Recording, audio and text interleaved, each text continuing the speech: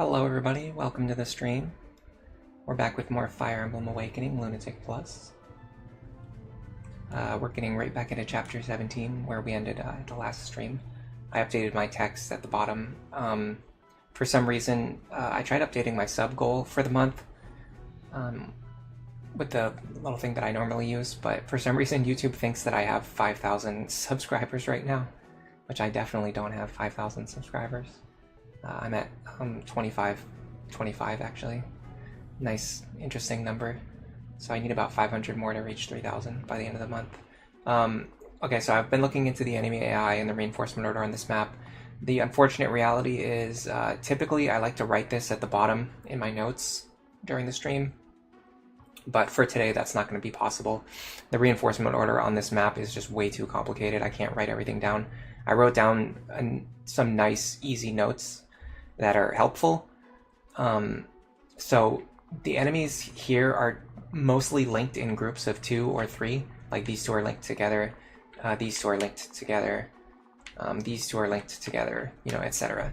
Interestingly enough, these heroes here, these two here, and these two here actually start moving on their own at the beginning. Doesn't really matter because you're going to attack them on turn 1 anyway, but I don't know, I guess it's sort of interesting. And even all of the enemies up here, they're typically linked in groups of 3, like these 3 are linked together.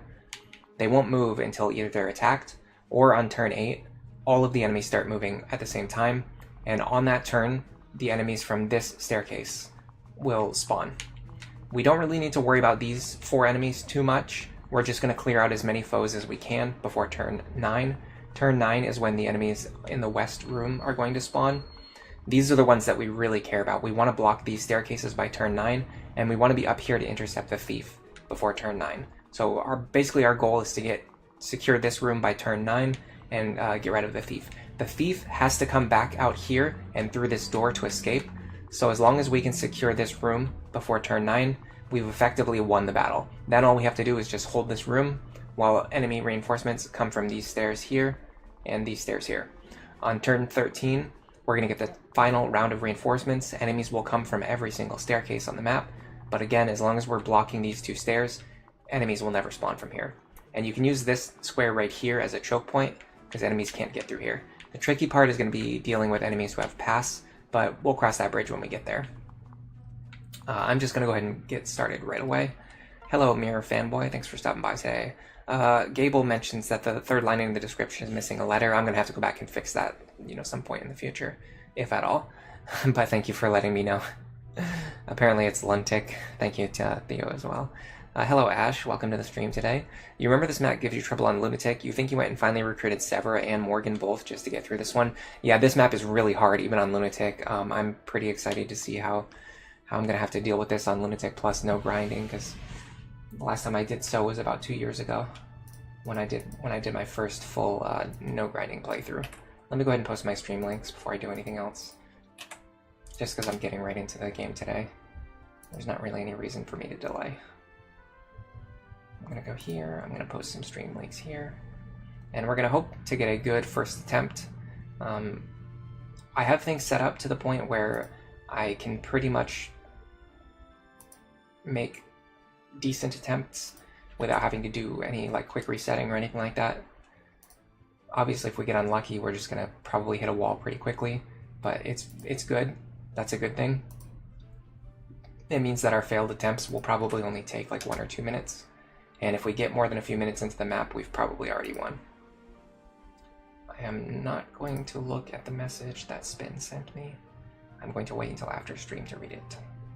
That way I can get right back into the game, and you guys don't have to wait for me to actually play the game. Hello, X. Welcome to the stream today. Good luck. Thank you very much. Alright. Who's ready for some Fire Emblem gaming? Alright, so I set things up so Cordelia is going to come over here. She's going to rally for everyone in this group.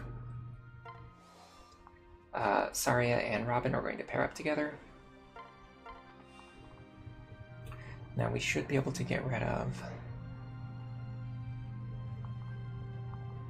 1, 2, 3, 4, 5, 6, 7, 8. Yes, if we get rid of this guy, does it matter which one we get rid of? This one's more consistent, so let's get rid of this guy first. I'm gonna get rid of him. Use my Silver Sword and Thunder Tome. This is pretty consistent here. All you need is like 1 crit or 1 dual strike, which we're kind of at the point where you kind of always just get like 1 crit or 1 dual strike per combat if you're using your S rank support characters. Alright, next I'm going to look at this pairing here. So we're going to have Lucina and Sumia fly in to get rid of this character. By using the Beast Killer, we can one-shot this enemy. Now should we get rid of this guy first? Or this guy? Let me see if Lucina can actually even get rid of this guy. I don't think she can.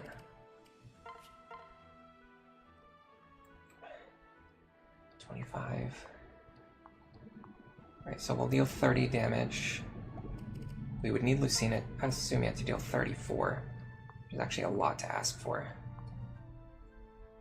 No, we would need like multiple dual strikes. We can do it this way, but then if we do it this way, then Sumia is no longer available. So yeah, let me do it this way. I'm gonna go here. I'm gonna one-shot this enemy with the Beast Killer. Now Gale Force triggers.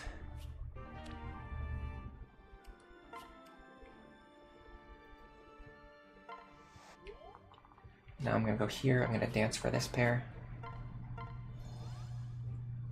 Theos says, it's one of the toughest chapters in the game in your opinion. You're interested in seeing how this is going to go. Really interesting. I don't know exactly if I would rank it as one of the toughest, but it's definitely very tough. I think once you understand the significance of this room, the map becomes a lot easier.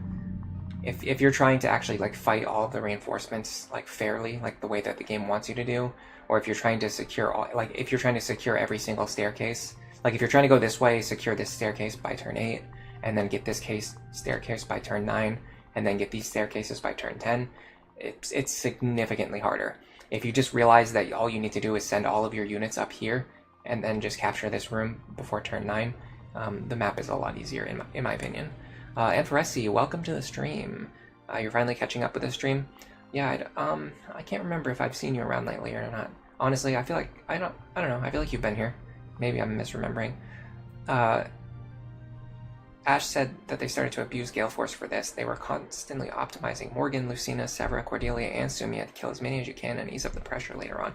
Yeah, if you have like 5 or 6 Gale Force units, Lunatic Plus becomes significantly easier. Sumia starts falling off at this point for you. I think getting her paired up with Chrom is one of the big ways to make her consistently good, like moving into the end game. Alright. So what we'd like to do is have Lunatc fight this enemy right here, which should be possible. 43 damage is going to be a lot, but I think we can take it.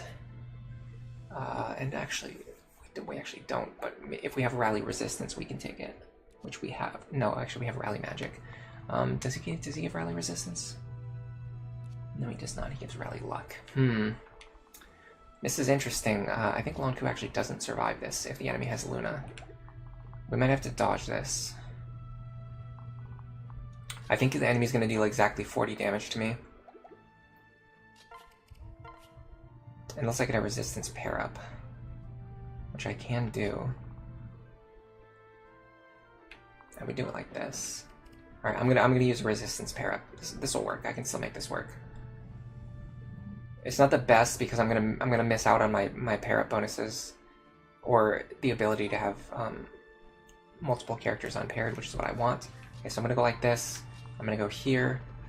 Then I'm going to, yeah, if I transfer Lisa over like this, this will give a resistance pair up to Lunatc.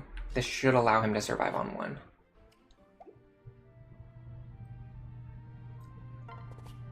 Then I'm gonna go here.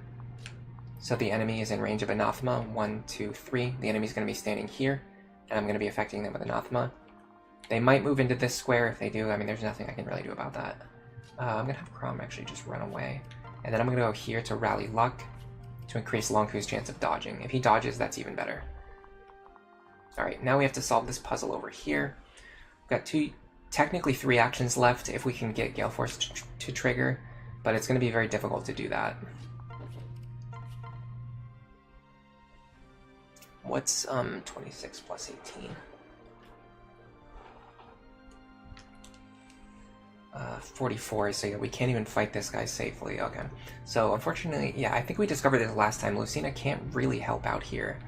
What I'd like to do, perhaps, is this. I can get rid of this enemy. 17 plus 17 is 34. Plus 30. Plus 29. 34 plus 29 is 63. Okay, this kills without having to use Katarina's Bolt. I'm gonna try this. All we need is just one crit or one dual strike again. We got the crit and the dual strike. Free experience for Robin.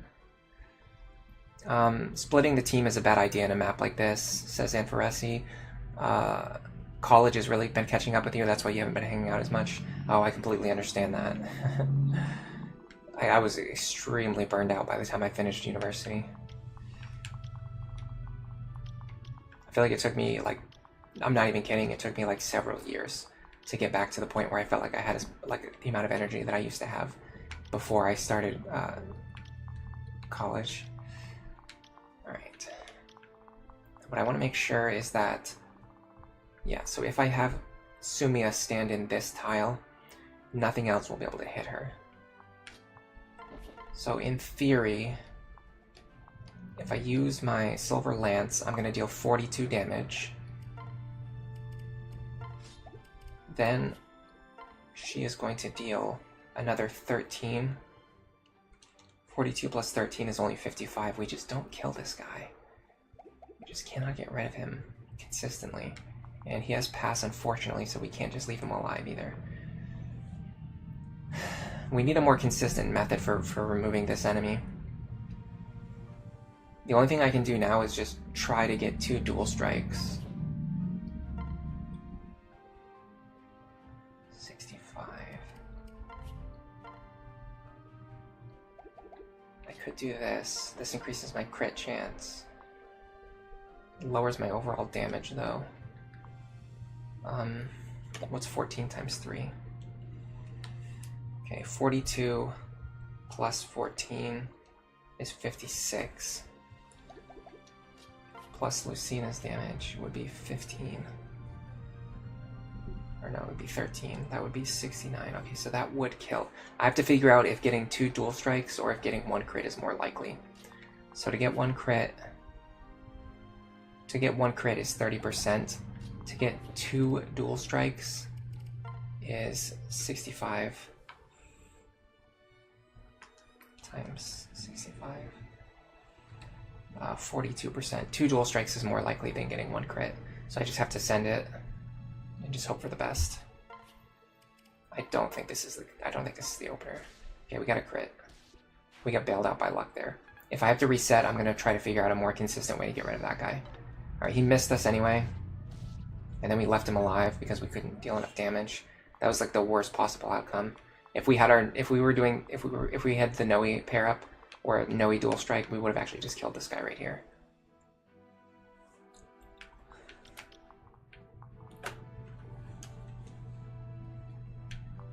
We don't have any Gale Force users on this side of the map either. I think last time we kind of determined that whoever deals with this guy needs to be rescued to safety anyway. Or I think it was whoever deals with this guy needs to be rescued to safety. And this enemy we already got rid of. Hello, Spin. It's a good thing counter magic isn't in this game. Yeah, that's actually true. Counter magic is probably one of the skills that would frustrate me. It's definitely a meme skill. Sumia's damage falls off. Yeah. So the way to fix Sumia's damage is just to rely on dual strikes for damage. You don't really need Sumia. I mean, obviously it helps if Sumia herself deals more damage, but the big thing is to just have either Lucina or Crom or Frederick just landing dual strikes like 1 or 2 times per turn. And those characters hit a lot harder, so you just tend to get damage from hitting twice and then also dual striking 1 to 2 times. And also landing critical hits. You just need her to have a good S-rank support partner.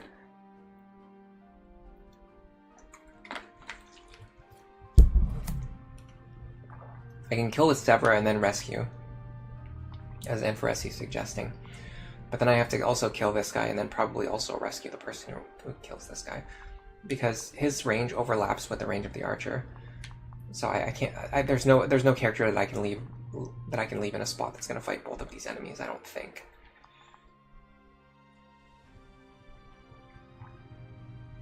I mean, who would it be? Henry? But these enemies are going to double him, so he can't even Nosferatu tank through them.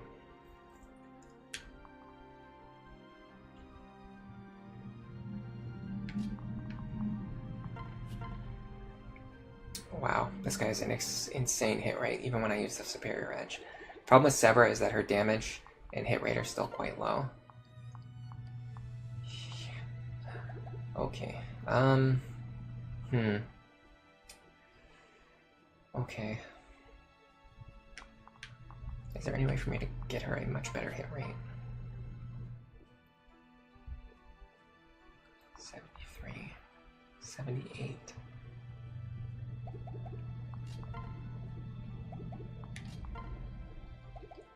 I mean, I would have to go like this and move over here.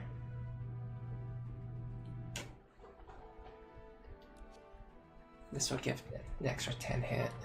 I could also attack this guy for like no damage at all. This guy's actually really scary because he has both Aegis and Pavis too. It's going to be very difficult to get rid of him. What rank is the Lucina and Sumia support? Not very high. They're still at B support. Yeah, there's no good position here. I might have to use 2 rescue stabs. You will never understand why heroes have the highest skill stat. I don't know. Should probably be swordmasters, don't you think? Or like snipers. They have 32 skill. Snipers only have... no, the snipers have higher skill than the heroes. Yeah, snipers have 33. Heroes have 32. I think they have a higher cap as well, and they have skill +2. Alright. I don't know if I want to roll another chance after I just had to take an extremely risky move. I think last time I realized that I wanted to leave Cordelia somewhere over to the right-hand side, and then I just like moved her anyway. I can't remember what I did. What if I move... Okay, hold on. I have a play. Yeah. I have a play. I'm gonna go here. Yes, this is the play. Okay, I'm gonna go here. I'm going to dance for you. Now I can send Sumia over here. It's not perfect, but if I can set up a situation where I get this guy's health low enough, I can potentially fish for dual strikes and just try to trigger Gale Force and then get back out safely. That's a good option to help me bail out if I fail to kill this guy, which I'm very unlikely to kill this guy. The problem is I don't know what to do with Severa.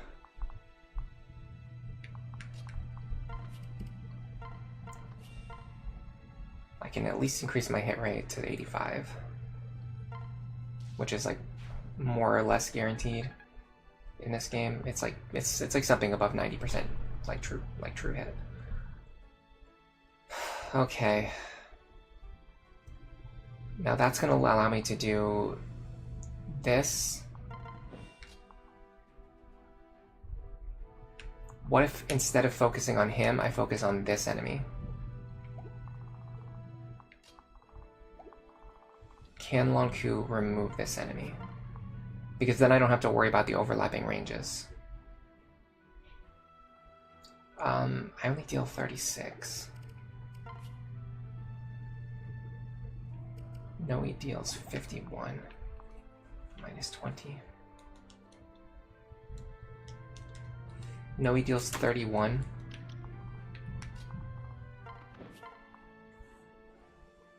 Plus 36. If I get a single dual strike, I remove this guy right now.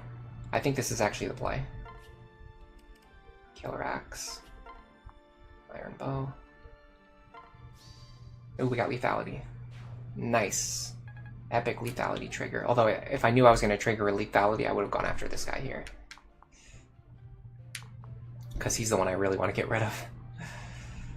Okay. We're getting somewhere. I think I'm gonna pair you up with Henry. Now I'm gonna go like this.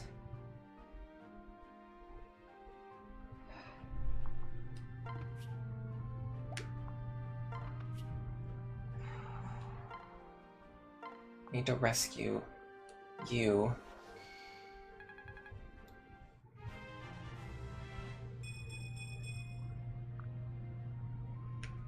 I'm going to...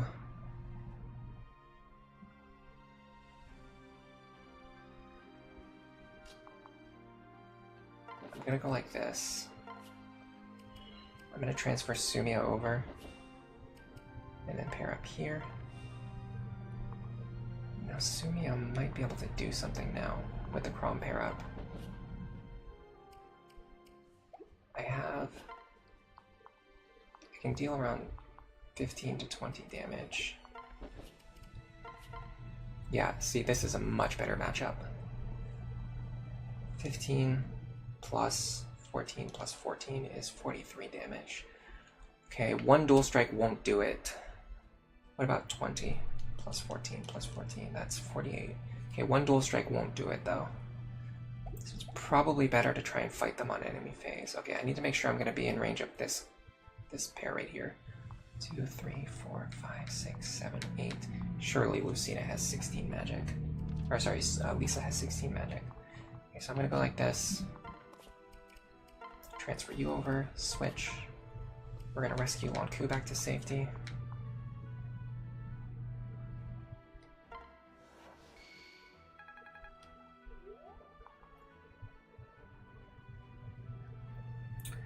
I know what I need to do. I need to go like this. We got rid of the sniper already. So all we need to do is this. I'm gonna go Killer Bow for crits. And Steel Lance. Because I don't need to kill him this turn, I just need to just deal with him this turn. Okay, so if I stand... Did I unselect all enemies somehow? I think I pressed the unselect button. I have to reselect all the enemies again, sorry. I'm going to be very mumbly today, by the way, I'm just warning you guys right now. The weather is very rainy. Very rainy weather. It's got me in like a mumbly mood. So I'm probably mumbling a lot today, a lot more than usual. Okay, so if I stand here, I can draw the sniper over here, and then I can enemy phase him. So I'm going to do exactly that. I can even do it this way. And then I'll just do this, I guess. It doesn't really matter.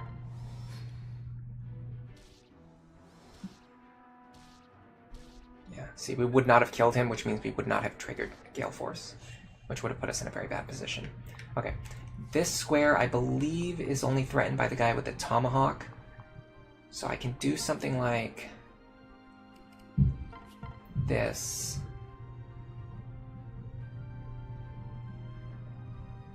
The scary thing is the guy with the tomahawk, so let me see how much damage I'm going to be taking. 42 plus 41. 83. Do any of them have Luna? Yeah, one of them has Luna. Minus 27. Minus 13.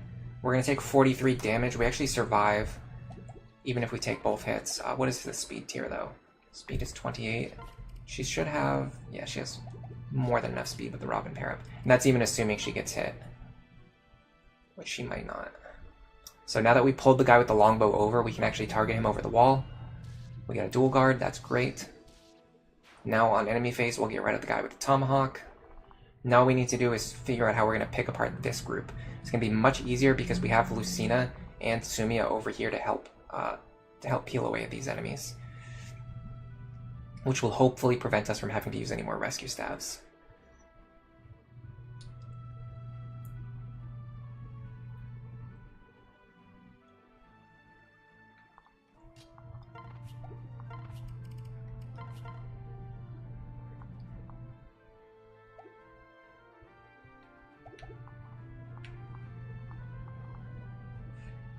Cannot one-shot this guy. I think 15 times 2 is actually not enough. 22 times 2 is enough. Okay, I'm gonna do it this way. Nice. The dual strike helps. It prevents Sumia from taking any damage, but otherwise we were still guaranteed to get the kill. Now,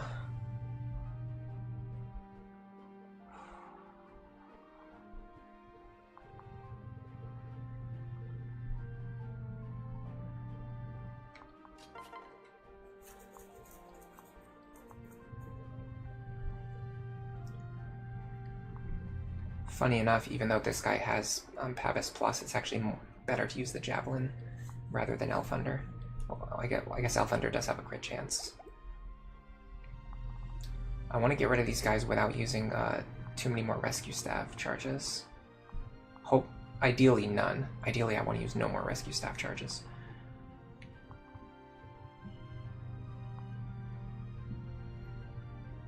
This guy is the most problematic one because of counter. I would like to player face remove him. So let me see if I can set up something where I fight both of these enemies. So can I get a sword user in range of both of these enemies who can specifically survive their attacks? Possibly Lonku. He would take 21 plus 18 damage if he gets hit both times. He would take 46, no, 46 minus a bunch of defense. 46 minus 24 minus 24. He'd actually take almost no damage at all from this. So Lonku's completely fine here. No, hold on a second. I think I just counted his defense twice. 21 plus 18. He would take 39. Okay, he'll survive on 1. And that's not even counting weapon triangle advantage. Okay, so what I want to do is I want to put Lonku in this square here.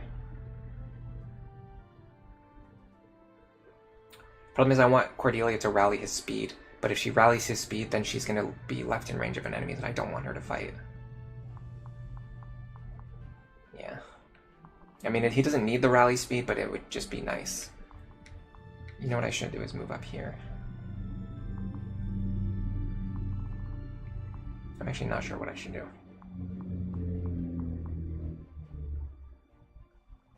Here. This is tricky. I don't really know what to do with Cordelia.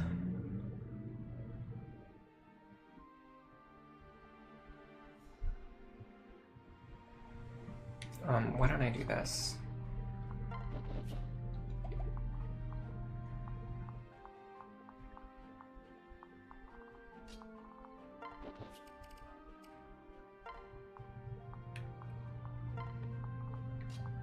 This will at least allow me to make use of her action this turn.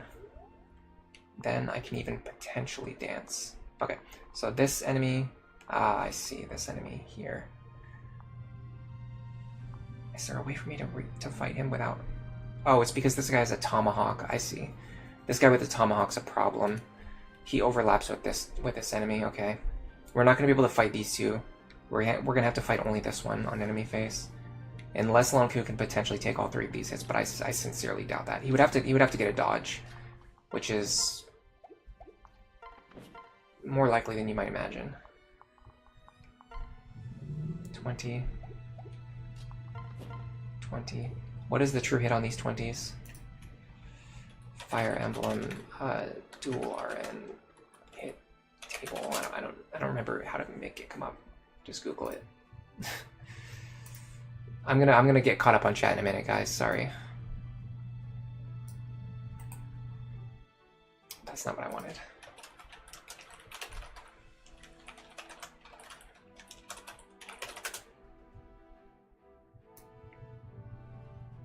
I want the Serene's Forest one.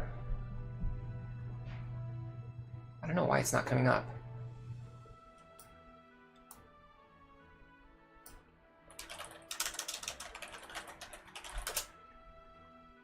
True hit, Serene's Forest. There you go. Okay, so enemies with 20% chance to hit actually have like an 8% chance to hit. So for both of those to hit me, it would have to be 0.8 times 0.8. There's basically a less than 1% chance for Lunatc to die if I leave him in exactly this square right here. He's going to dodge at least one of these axes. I'm going to use the... I'm going to go for... If I use the Superior Edge, it increases my chance of surviving even more because it makes the sword user less likely to hit me. No, he should use the Killer Axe. And I'm actually mostly banking on lethality here. I really want to get lethality. But if I don't, it's probably fine. Okay, now if I dance for you... Now the one I have to watch out for is this guy. He can target this square behind, but not any further. So I can get Rally Luck if I go like this, and then Rally Speed if I go like this. That's going to increase my dodge chance even higher. Then I'm going to go like this. I'm going to take Lucina, and I'm going to separate so that I have more actions available at the start of next turn. Unfortunately, we cannot get Anathema, because I just can't get Henry close enough. But this should be fine. Lunatc is more or less guaranteed to survive. Did not get lethality there. Got plenty of dodges. We dodged everything. Didn't get lethality there. We got a lot of dual strikes, though. Okay, now Saria shall remove this enemy. I like how we're triggering Vengeance constantly while we're at full HP. Okay, I'm going to get caught up on chat now before I do my next player phase. Alright, chatters. Now is your time. Let's see what we've got here. Actually, not as many new messages as I was expecting. Slow day today. Hello, Garrett. Good evening. Ellery, good evening, all. Welcome to the stream. At what turn does the thief escape? I mean, we have so much time to stop the thief. It's not even worth thinking about. You only have to get up here and secure this room before turn 8. This thief is it's gonna take way longer for this thief. He's gonna have to go all the way over here. He's got 1, 2, 3, 4, 5, 6, 7. He's got like 7 more turns before he goes all the way up here, gets to this chest, and then gets all the way back over to the door. I mean, he's not a threat at all. If he went for this chest, he'd actually be pretty scary. Because he goes all the way up here, he has to unlock this door, he has to get this chest, he has to go all the way back out, and then he also has to get to this square to escape. You will already have secured this room before the thief escapes, because you have to get to these stairs before turn 9 anyway. So we have essentially as much time as we need. Now, because these enemies have linked AI, we want to try to fight 3 of them if we can. This guy having the hammer is very unfortunate. I don't think the guy with the silver bow will come out on his own. I'm pretty sure he has linked AI. I can try, though. I can try to pull him out. I mean, at the very worst, it's going to put Saria in position where she can do something next turn. So we might as well just go for it. It's going to be this enemy here. Hello, Poochievert. Thank you for stopping by today. Garrett, you're eating dinner right now. What are you eating? Is it anything good? Unfortunately, did not get to eat before the stream today. I've been having a lot of trouble sleeping. I had a lot of trouble sleeping last night. So I actually have not slept before the stream, and I did not eat before the stream because I don't like eating before I stream. It causes me to get hiccups and like other stuff. Alright, so we're gonna try everything that we possibly can to get rid of this guy, and then dash away with Gale Force. To do that, I think Crom is the play. Because we're not going to be able to 1-range them, unfortunately. We're going to have to 2-range them. So we're going to deal 28 plus 19 damage. It's actually not that much. We kind of need like 2 dual strikes, or we need some kind of crit or something. What about with the Silver Lance? So the problem with the Silver Lance is I'm pretty sure we kill ourselves. 48 won't kill us, but we'll need to get the dual strike on the first hit. And he's guaranteed to hit us too, so we don't even have a chance of dodging this. I can rally luck. But then I give up my rescue staff, which I might need later. Well, I still have a rescue staff here. Let me try this. I mean, how much is rally luck really worth? I don't know if that's actually worth it. You're having Chinese takeout? That sounds pretty good. I haven't actually ordered takeout in a very long time. I've been going out to eat a lot more lately, but I don't really order takeout anymore. I think I've been going out to eat like 5 times as much as usual lately. Okay. None of the other enemies are super threatening. This guy's kind of threatening. We could honestly have Lunatc just back up and do the same thing again. But I don't really love doing that. I could get rid of this guy, which is like more guaranteed. The problem is Lunatc can't really deal with either of these, and well, it's not actually true. We can deal with this one. 44 plus 39. Honestly, the bigger thing is that we're gonna take more than 18 damage. We're gonna take like 20 damage, and then we have to like dodge this, because then we're gonna take another. It's gonna be more than 15. Yeah, so this attack will kill us if it hits us, and we're not that likely to dodge it if we have the bow equipped.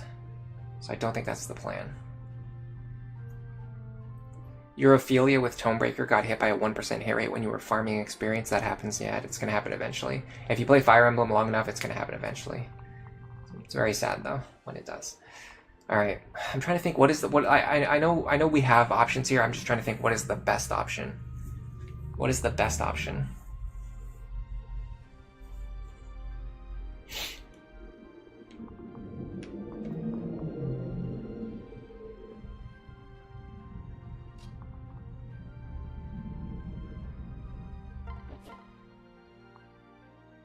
Definitely not Elf Thunder.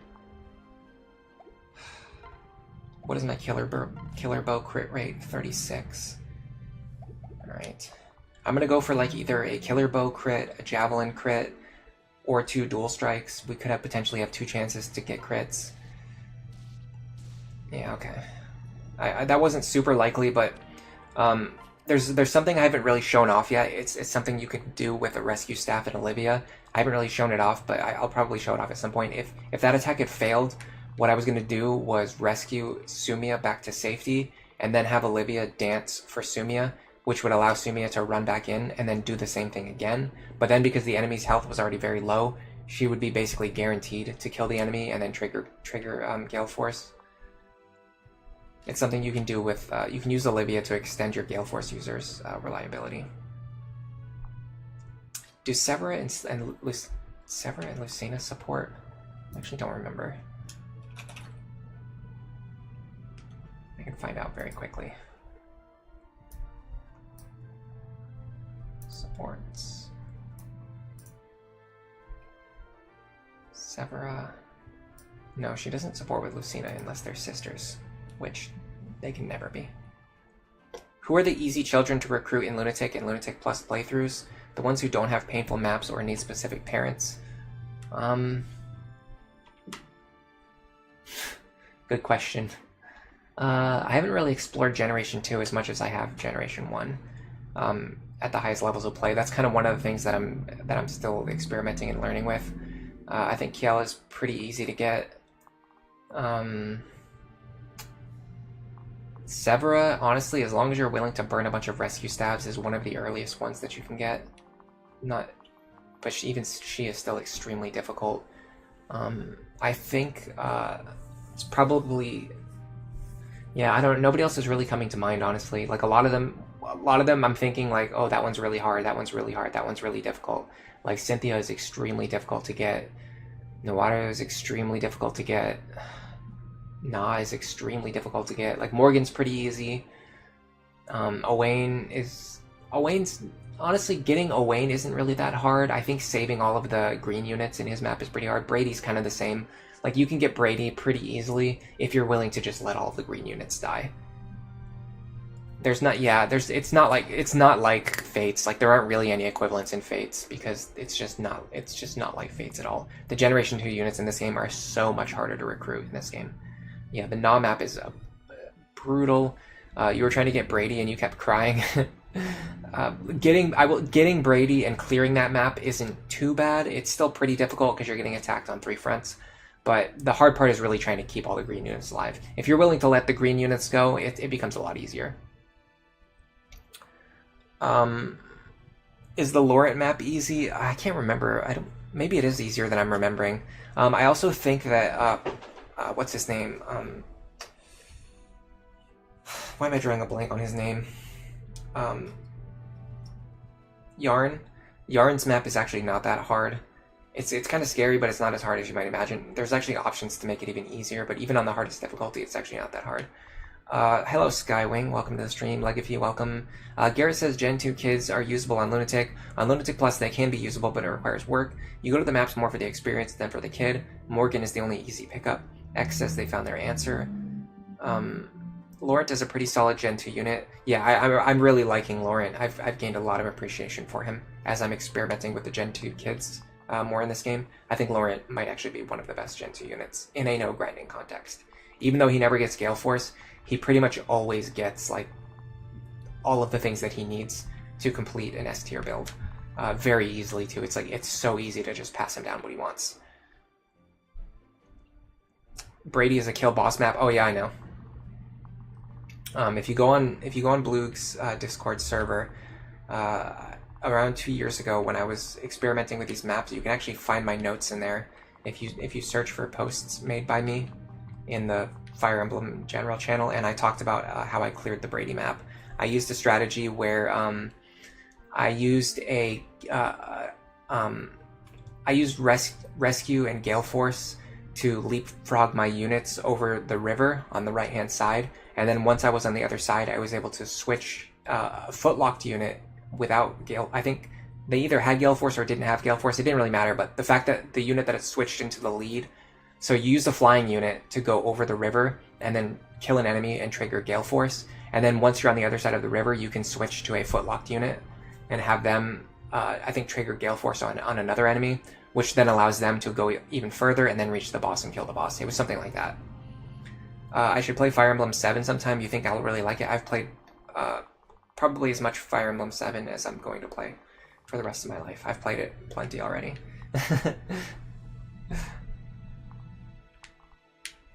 Alright. Maybe I'll play it again at some point, I'm not sure. I'm working, well, you know what, actually I'm probably going to play it again, just because I'm working on what I call quality of life hacks for Fire Emblem 6, 7, and possibly 8.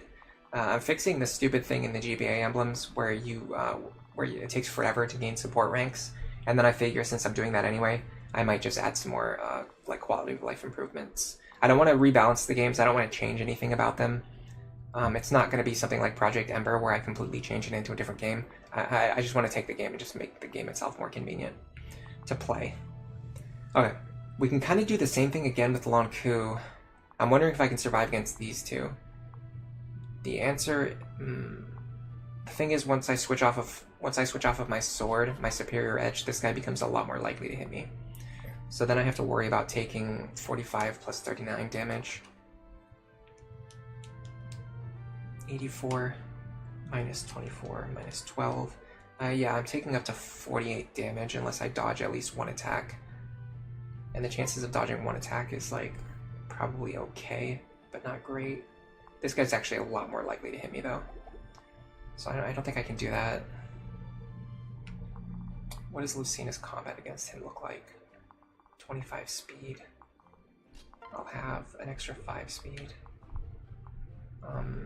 That will not be enough to double.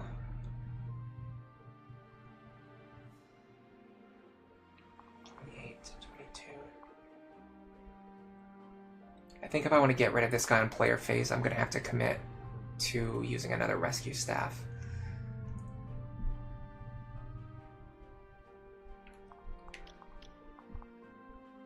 If I back up exactly 5 squares, I can stay in range of these units. I would actually want to back up 6 squares so that the guy with the tomahawk can't hit whoever's standing behind me. So I'd go like this. 1, 2, 3, 4, 5, 6. I would stand right here with the superior edge. I'm very close to committing to this action. Having limited supports is legit kind of rough. That's actually not the part that bothers me. The part that bothers me is taking 80 turns. Is having to wait for 80 turns. Like, I'm not going to change, like, you know, I'm not going to change anything that changes the game balance itself. Like, being able to have more than 5 supports would change the balance of the game. I don't want to change things like that. What I want to change is making it so that it only takes, like, 10 turns to get your support instead of taking 80 turns. It just makes the filling the support journal painful. Yeah, I mean, that's true as well. Hello, Browser Jr. Welcome to the stream. You finally reached this point as well in your Lunatic Plus run. It's been incredibly fun. Yeah, I think the game gets really fun. Once you get past Chapter 12 and you have infinite rescue stabs, I think that's the point where Lunatic Plus gameplay really starts to shine. Ellery, can we get a Moe Moe Q, please? No, not for me. I'll give you a hi, honey. That's all you're getting. Alright. What was I going to commit to? 1, 2, 3, 4, 5, 6 here. I think I'm going to commit to this. Let me make sure I can get everyone else to safety. Nobody else should be at risk. Olivia's in a little bit of a scary spot. I can just pair her up with somebody to get her out of there. Okay, so we're going to go like this. And if I stand... In fact, I can do this. If I stand here, I can rally luck. Then I can rally speed from this location. In fact, that also rallies Saria speed, which I like.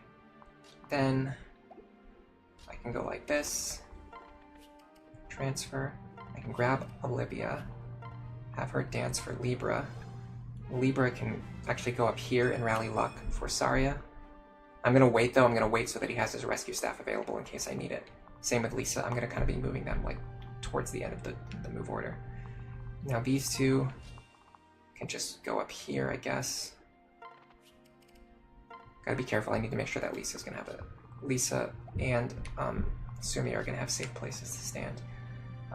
Yes, it should be fine. I can move her into Libra's space, and then Lisa can actually stand right behind Lunatc, which is great. This also rallies magic for Saria, which is also good. Okay, so if I go stand up here, I can support Saria, and I can rally luck for her. Now, I don't know if she's going to pull this enemy out or not. If she does, it will cause his allies to move with him as well. If she doesn't, then it means none of the enemies are going to move. Okay, now we can move this pair up here. Is there any reason to separate them? I don't think so. I think it's actually better to do this. This. Okay, so this is going to give Lunatc another chance to trigger lethality or otherwise just chip down this really dangerous, annoying enemy. 13, 13. Didn't get anything that we wanted. We dodged the Luna hit again. Okay, we did pull this guy out. This is very, very good. This is going to help us accelerate through the center. Now, this should cause the other two to move. Yes, because they have linked AI. So they have linked AI. So all the enemies are in groups of 2 or 3, and they all have linked AI. So the fact that we were able to pull these two out by pulling that one enemy out is going to be massive. We're going to gain so much momentum here. I need to check what turn it is. It's turn 5. 5, 6, 7, 8. Okay, I have to start accelerating in the center. X is laughing about something. If you only had 5 support ranks to share amongst all of my Awakening cast, and I was teleported into Robin's place, who would I pick? Saria S support.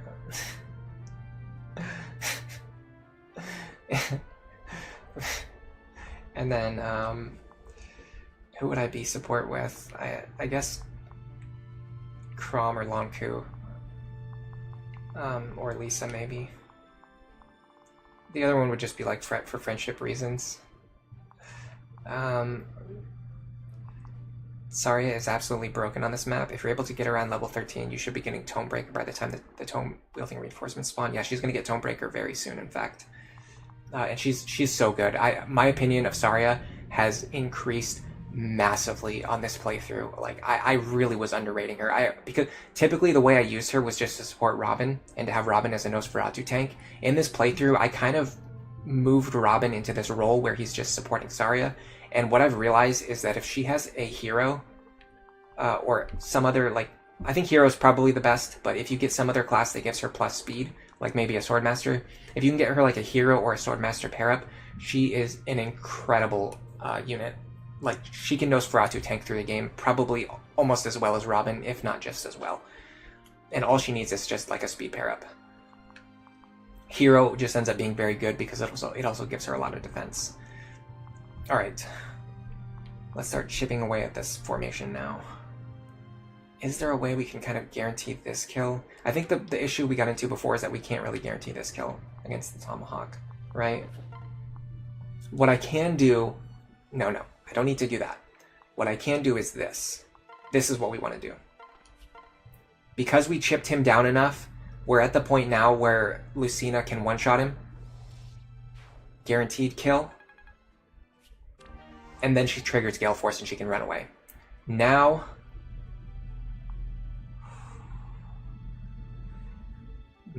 I can set up a situation where Lonku only fights this enemy.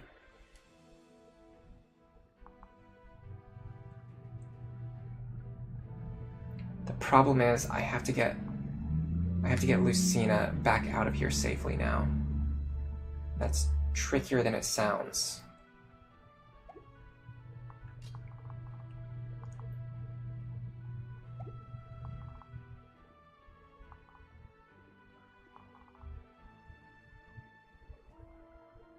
I have to two-range this guy anyway.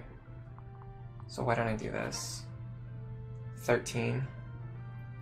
Unfortunately, he has Aegis Plus. So fighting him this way is not the play, probably. I would say Ruin and Hand Axe is the play. This is 40 damage. Well, in fact, hold on a second. This is 40 damage. Katarina's is 21, but that's with a magic boost, which I'm not going to have. So I think Ruin is the play. So we go here, Ruin, Hand Axe. Nice soul proc. Unfortunately, we missed. It's not the end of the world, but it's not what I wanted to happen. Okay, I need a unit who can remove this enemy now. That's probably Cordelia or Frederick. I can deal 28, but I don't have perfect accuracy. I think Frederick actually probably has better accuracy. The Silver Sword, unfortunately I'm 1 point of damage short. That's rough. I can do 21 with the Silver Axe, and I can have a pretty good hit rate. I feel pretty comfortable with this. Go here. Lunatc doesn't matter. Now if I go like this, I can dance here. I believe this square is only threatened by the Tomahawk user. This guy does not have counter. So if I go here, I'm going to go back to Silver Sword. I'm going to go here. I need to remove this guy. I don't think this is worth Ruin charges. I think Thunder's fine here. Now I do need a Dual Strike. I got it. Dual Strike or a crit. 11 res and 21 defense. You thought Sorcerers got better res than that? I think Sorcerers are more defense weighted than res weighted. We got Tomebreaker now, which is great. Now we're going to enemy phase this guy, and also because we're triggering this enemy, it's also going to cause these two units to start moving, which means we can get rid of them next turn. Now we do need to start accelerating in the center, but I think we can maybe sandbag for one more turn, I hope. Okay, is there any way that I can... Okay, let me check this his movement range. 1, 2, 3, 4, 5, 6, here. Unfortunately, there's not a great way to get Lucina out of here. I think I have to rescue her.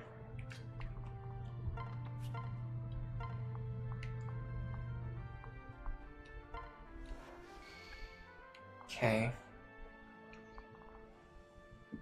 Can Lonku fight these two enemies both? No, we've done the same calculation over and over again. 39 plus 41, that's too much. He can't take that. So I want to move him here. But I want to make sure if I do that, that Sumia is going to be okay. Sumia will be fine if I put her here. I'm going to equip the Javelin and Steel Bow. I'm pretty sure he goes after Longku anyway. Okay, so Longku wants to stand here. No, that doesn't work because that puts Olivia in danger. Okay, Longku's gonna have to dodge an attack.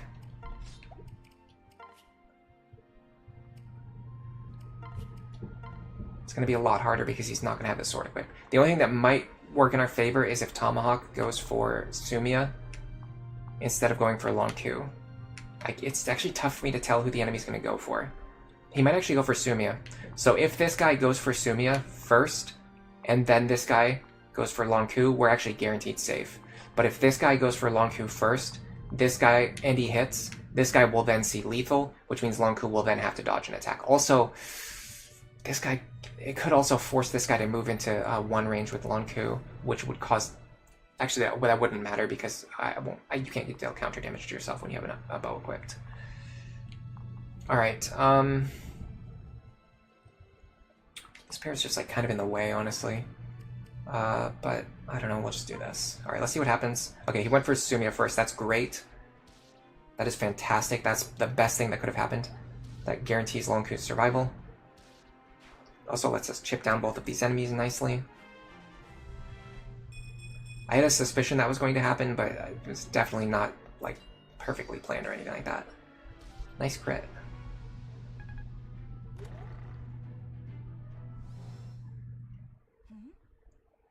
She hears movement on the floor below. We're not actually really in danger. On turn 8, there's going to be enemies who spawn here. I will say on turn 8, though, all of the remaining enemies on the map will start moving, so that's going to cause problems. Okay, so we have to start calculating the movement of the thief now. He's going to go 1, 2, 3, 4, 5. 1, 2, 3, 4, 5, 1.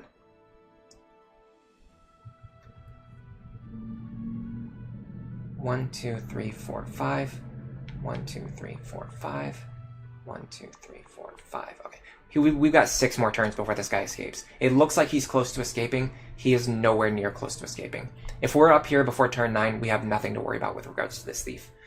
Hello, Light Cosmos. Welcome to the stream. Thankfully, that guy didn't proc Miracle. Yeah, I mean, Miracle is one of those things you just can't really play around. Is it worth leaving Robin in a base class to get Rally Spectrum? It's not a terrible idea. Especially if you're not really using Robin as a primary combat unit, and you have some kind of build you're doing where Robin's partner is benefiting from the parent bonuses that they get from Grandmaster. I think it's actually not that bad of an idea. There's a whole conversation going on in chat, so I'm not going to be able to catch up on everything. But I'm not gonna read everything out loud because I'd rather focus on playing the game. But it seems like people are having an interesting discussion in chat. You think Robin is much better after a reclass? Oh yeah, Robin is absolutely better after a reclass, but leaving them in Grandmaster is a valid option, especially if you value Rally Spectrum. If you use Spot Pass, Sias has Rally Spectrum. Hello Rob, welcome to the stream. Hello Jansen, welcome to the stream. Thank you guys for coming here today. Thanks to the regulars for stopping by. Thanks to anybody new if it's your first time here, welcome to the stream. And hopefully if you're here and you're enjoying what you're seeing, you will leave a like. Because if you like the stream, YouTube will recommend it to more people, and then more people will be here, which is always a good thing. Okay, we got basically one enemy left to deal with in the rear. I think even Frederick can actually deal with this enemy if we need him to, or possibly Lucina and or Severa. I wonder what their speed is like. 31. What is his damage? 45. He has Luna. Severa can actually fight this guy. We can leave Severa in the rear and leave her to fight this guy. Is that the play? That might actually be the play. In fact, we can even do this. Potentially. We can deal 34 minus 16 damage. We can deal 18 damage to this guy. So what we can do is we can actually have Lucina kill this guy, trigger Gale Force, and then leave Severa in the lead to fight this guy on enemy phase. Which means we don't have to worry about the enemies in the rear at all. We can just send Lone Ku forward. Unfortunately, he's not going to be able to take a hit from this guy. We could possibly put Noe in the lead. No, she's going to get destroyed by Rexcalibur.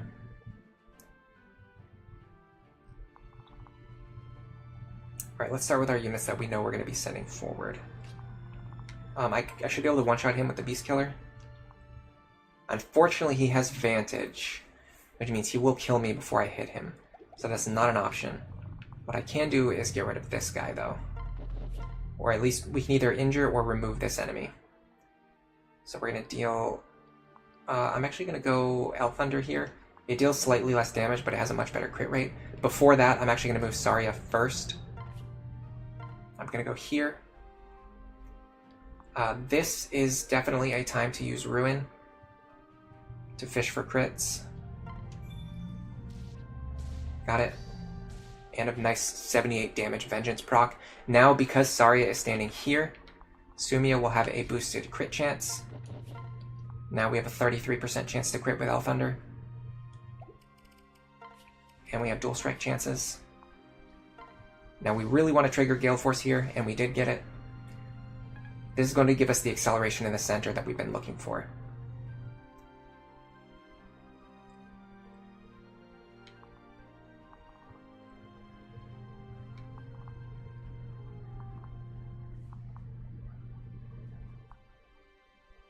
I'm going to dance here.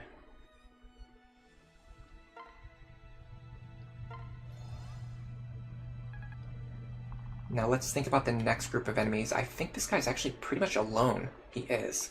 If I go here, I can actually just get rid of this guy right now.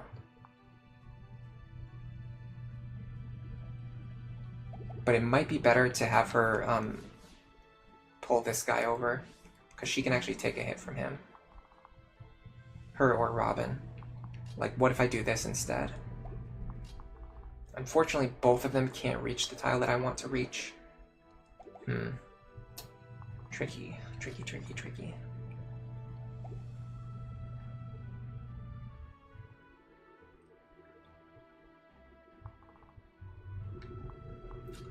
I could just use Nosferatu here right now to heal myself.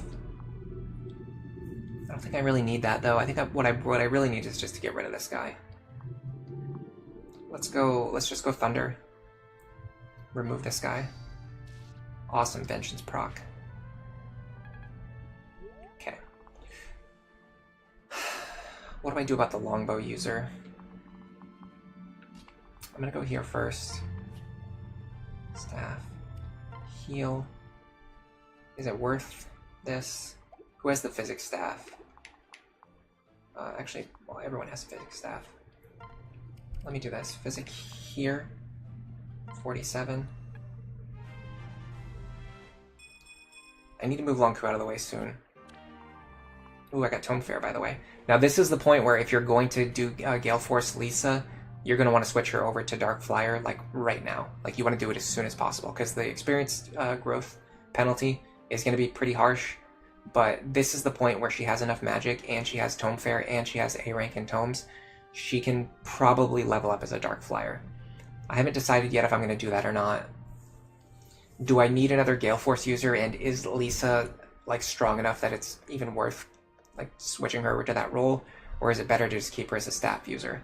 So the thing is, I actually don't have that many staff users, and I kind of have a lot of, like, good combat units already. I don't think I need Lisa to get Gale Force on this playthrough. That's what my instincts are telling me. This is tricky, because I can't get everybody up here. I can do...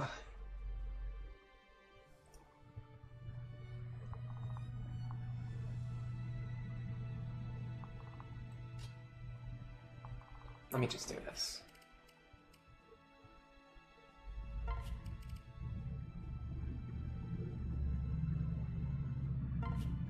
I'm gonna use a concoction here.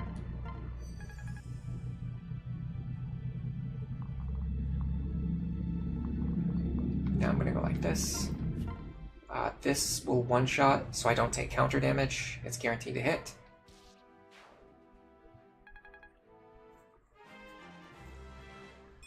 Jansen says, what's up? Not much. What's up with everybody else today? How are you guys all doing? I haven't really asked anybody how they're doing today. I've been really focused on playing the game. Sometimes I get really focused on playing the game. I just completely ignore chat. You always make at least one rally bot when the game allows it. Fates is very easy to make a rally bot because of how skill learning works. Awakening, it is significantly more difficult to create a rally bot. Okay, if I do... I want to pair her up with Frederick, sort of, but she might not have enough speed. 28 versus 23. Frederick gives at least +1 speed, right? Certainly, yeah. Okay.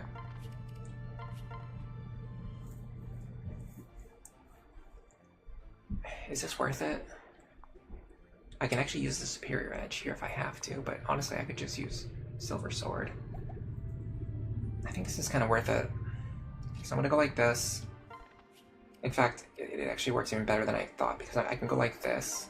I can switch. I can rally speed. This is going to make Severa faster. This guy doesn't have... It's not... He does have pass, okay. So he has pass. So I want to stand right at the edge of his range. I want to stand here.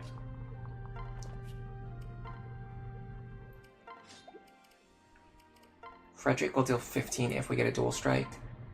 She will deal 18 just from landing an attack. Unfortunately, the enemy has a crit chance. I kind of overlooked that. If I stand here, this will remove the crit chance because I'm going to be next to Cordelia. This should be fine. I'm actually just going to stand here. Is this worth a physics staff use? I think it is.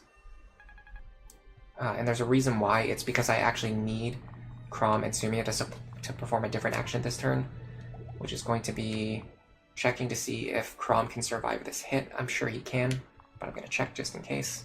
Now this guy I don't think is linked with anyone else, but we still want to pull him out and get rid of him now, because he has a longbow, which means he's going to be very dangerous if we leave him alive. He's going to cause extreme problems later on by attacking at 3 range. So pulling him out now is going to be very productive. 25 speed, 41 attack. Certainly we survive that. Yes, we don't get doubled, and we take like 20-ish damage. So I'm going to separate here. Take 34. Hit for 18. We take nothing because we guarded. Okay. Now it is turn 7. We still do not have any reinforcements to worry about. This might be a good time to pull out this group. I think the group at the top doesn't move. Let me make sure. I'm pretty sure the group at the top does not move.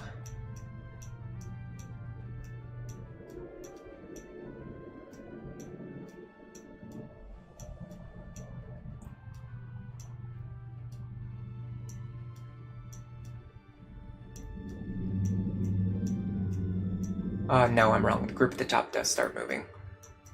Is that right? I think the wiki's wrong. I think the group at the top doesn't start moving. I don't know. I'm second guessing myself now. I don't know if this group starts moving or not. None of them have 2 range. A couple of them have annoying skills. Does anyone know for sure if this group starts moving on turn 8?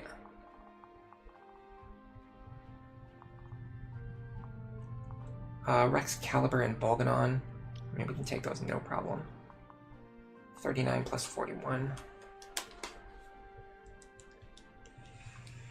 80 damage, minus 13, minus 13. We actually take 54. That's actually a lot of damage.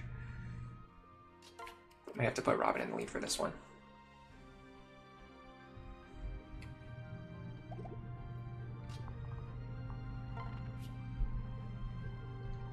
Or I could have them deal with enemies on this side.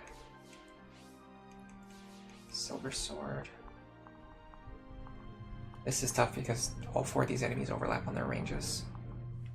What we can do actually is this. We can pull out the Bolganon users. Bolganon and Thoron. That seems like a really good play. This square seems extremely significant, because you can use it to pull out these two enemies, which is also going to bait these two enemies into moving. We have to be careful though, because we need to get units up here to block these stairs as soon as possible. And we have to make sure we get rid of this guy, like now, like right now.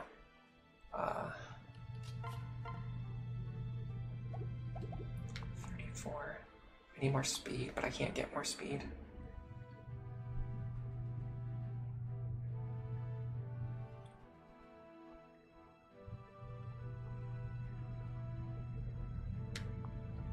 He doesn't have Vantage, right? No. If I can get his health low enough, I can finish him off. He has Axe Breaker. I need to drink some water, guys. Keeper as a Sage. Yeah, that's what I want to do.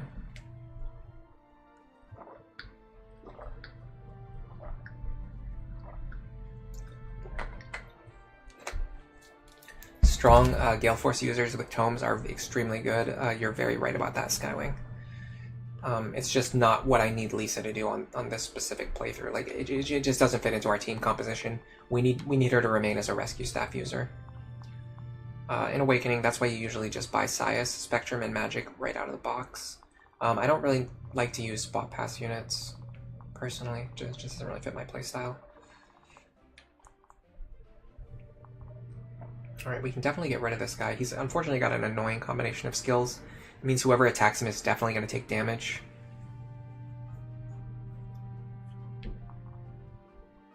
This guy here is actually kind of a bit frustrating too. He's in a kind of frustrating position.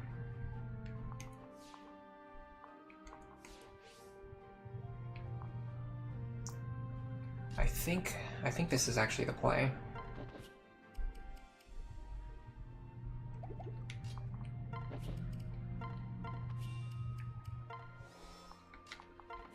Yeah, this is much smarter than anything else I could have done. Unfortunately, this guy has Axe Breaker, but we can use a Bronze Lance to play around that a little bit. Give Noe a little bit of a chance to actually hit him. And she does hit him, which is great for us. Okay, this frees up a ton of actions. That just freed up so many actions. You don't even know how many actions it just freed up. Scholars will tell legends of how many actions I just saved there. Okay, This guy's a huge thorn in my side because of having counter and Pavis Plus and a longbow. I need somebody to fight him who's comfortable with taking damage and whose partner is very likely to land dual strikes and kill him. It's probably actually Crom. But then if we use Crom for this, then it kind of mucks up our whole plan. Especially because we cannot dance for him Crom either. We can't use Sumia. Well, can we use Sumia? Actually, we can actually use Sumia for this, despite the fact that the enemy has counter.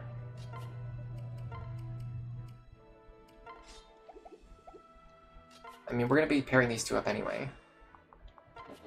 This is an extra 14 damage. Killer Bow crits would be nice. I can actually do this. Okay, so I'm going to fish for Killer Bow crits here. So if I hit myself twice, I take 40 damage and then I survive. If I land a crit, I just kill him, so I don't take any counter damage. Oh, sorry about that.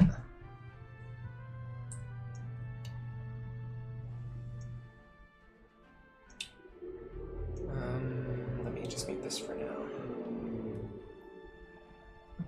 Browser Junior, you like to go with, you just use whatever you feel like. You tried to early reclass Frederick and you regretted that decision. Maybe you're unlucky, but he tends to get stat screwed around Chapter 13. Yeah, Chapter 12, 13 is where Frederick starts to fall off, unfortunately. One of the best ways to keep him relevant is by having either Cordelia or Sumia as his partner, because they give him enough speed that he doesn't completely suck. But it's still like, he still kind of falls off, honestly. Alright, so here's the situation. If we hit him twice and we never land any dual strikes, we'll only deal 40 damage to ourselves, so we will survive. If we get a crit, we deal 60 damage, which immediately kills him, so we don't take any counter damage. So no matter what, we always survive here, and we're also extremely likely to kill him. Okay, we got the kill. We got the kill in the worst way possible. We took 2 counter damages to ourselves, and we also wasted a ton of weapon charges. But at least we got the kill. And we triggered Gale Force, which is very important, because we need to accelerate. We cannot just sit here and screw around.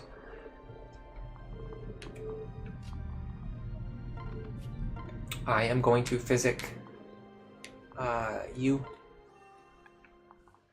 I'm going to heal. Well, and I have to figure out what she's doing this turn. There's actually not a lot that she can do that's actually impactful. Probably, honestly, just like...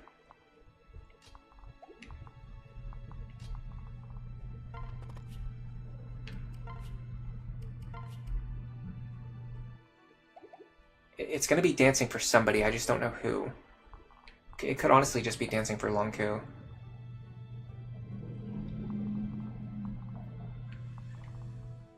Alright.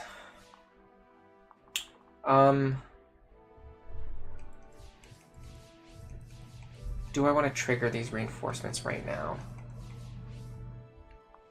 Can Chrom fight both of these guys? Neither of them have Luna, that's great. They're pretty fast. Does he have 35 speed?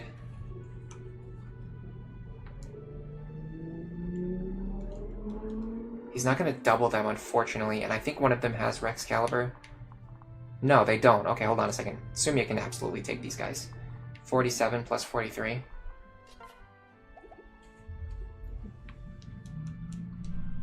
Minus 24. Minus 24 is 42. Yeah, she'll survive on 10. And there's a pretty good chance she can actually kill them. Javelin.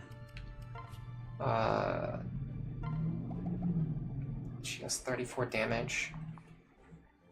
It's 24 times 2 is 48 damage. She actually kills them even if she doesn't land a dual, even if Chrom doesn't dual strike.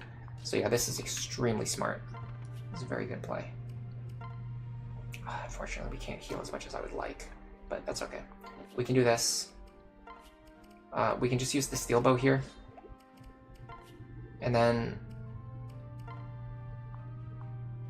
go into the convoy. What's my HP?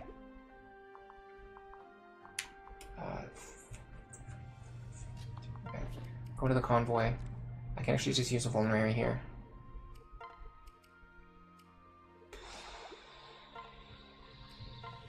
I think this is fine. I think Sumi is guaranteed to survive in this position. I'm going to dance for Lunatc. I need to get units up into the top left corner. I need to have a lot of units up here in the top.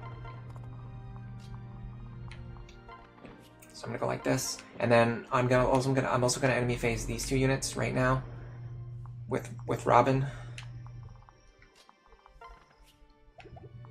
Well, I'm saying they're using tomes. I have Tome Breaker, but they have higher resistance than defense anyway. This is a time to use Robin. Yeah, this is a time to use Robin.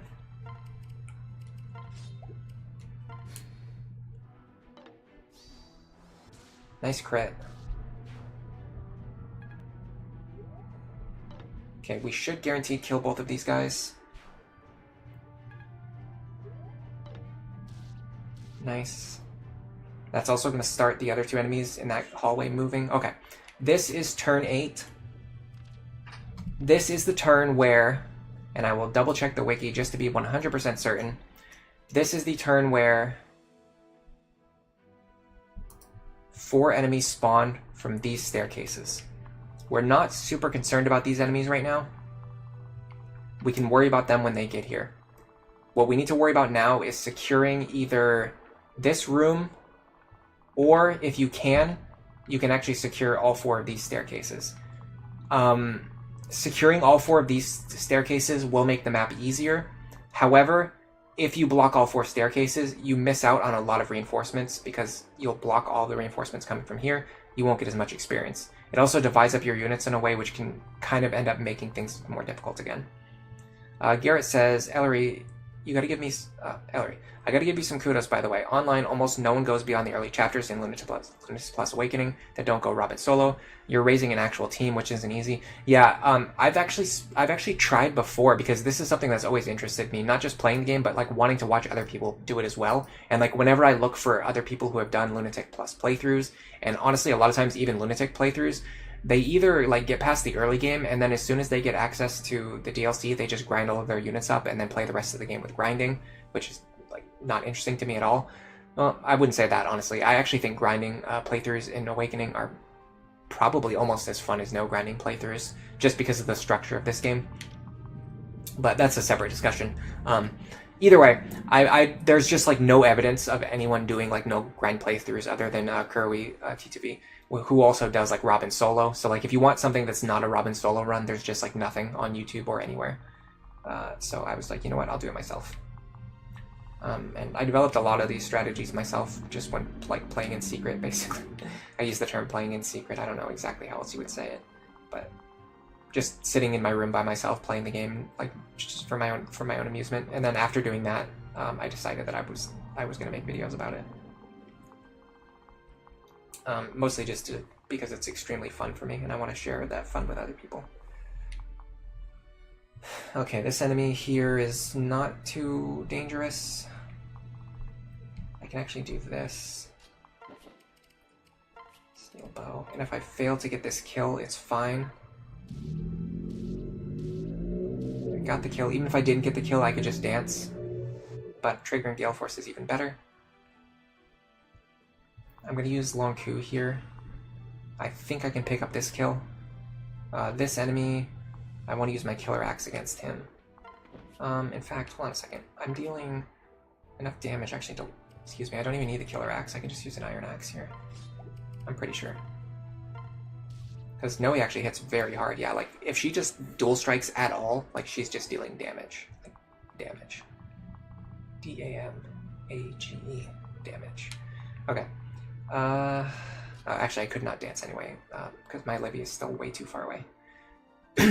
Playing in secret and then post it on later on YouTube is a pro gamer move. Well, the good thing is that once I realized I was going to make guides and things like that, I started streaming everything that I was doing. Like, even if it was just for recording footage, I just streamed anyway. Because that's another thing is some of the stuff that I've seen, like some of the Lunatic and Lunatic Plus content that I've seen on YouTube. I'm not going to call out anyone in particular, and I'm not going to say I have any definitive evidence. But typically when I see videos of people who only post the clear, like they don't really post like everything that went into it, they just post the clear, it generally looks very suspicious to me. It doesn't look like how you would actually play the game. Like they typically run in and just like take actions that have like very little chance of succeeding and then just succeed like 15 times in a row. So they're either using save states or they're like using some kind of mod that just like gives them the best possible luck. Or, I mean, even in the best case scenario, they're playing the chapter like 100 times in a row and then only posting like the best possible attempt. Now, granted, my strats are not 100% consistent. I do rely on resetting and things like that, but I'm not relying on like getting the best possible luck like 16 times in a row to beat a chapter. Like it's just like not how you play the game. Like if you have played enough Lunatic Plus, you understand like how and when to take calculated risks, and that's not what I'm seeing. What I'm seeing is something very different. Anyway, putting that aside, we can definitely just remove this guy. Interesting that we don't double here. I can actually fix that, right? 33. Yeah, I can fix that quite easily. Now I double.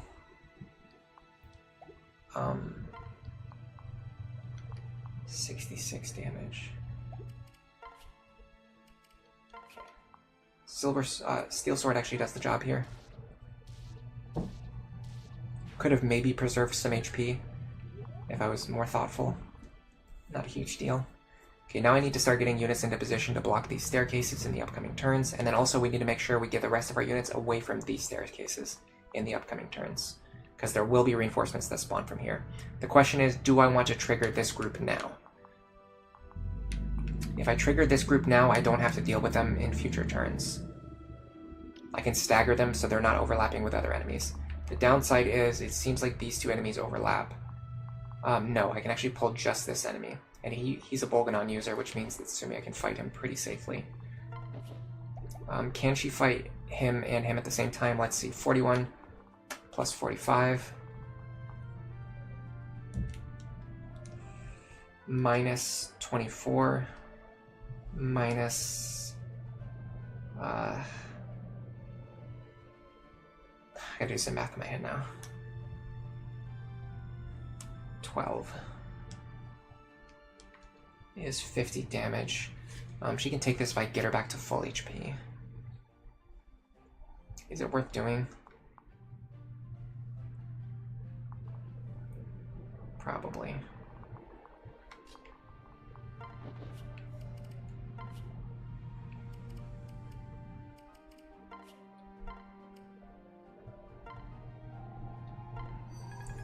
Okay, Sumia should survive. If she takes both attacks, she should survive on 2 HP, and then she's going to get some enemy phase damage against both of these enemies, while also drawing out this enemy to deal with on the following turn. I think that's worth doing.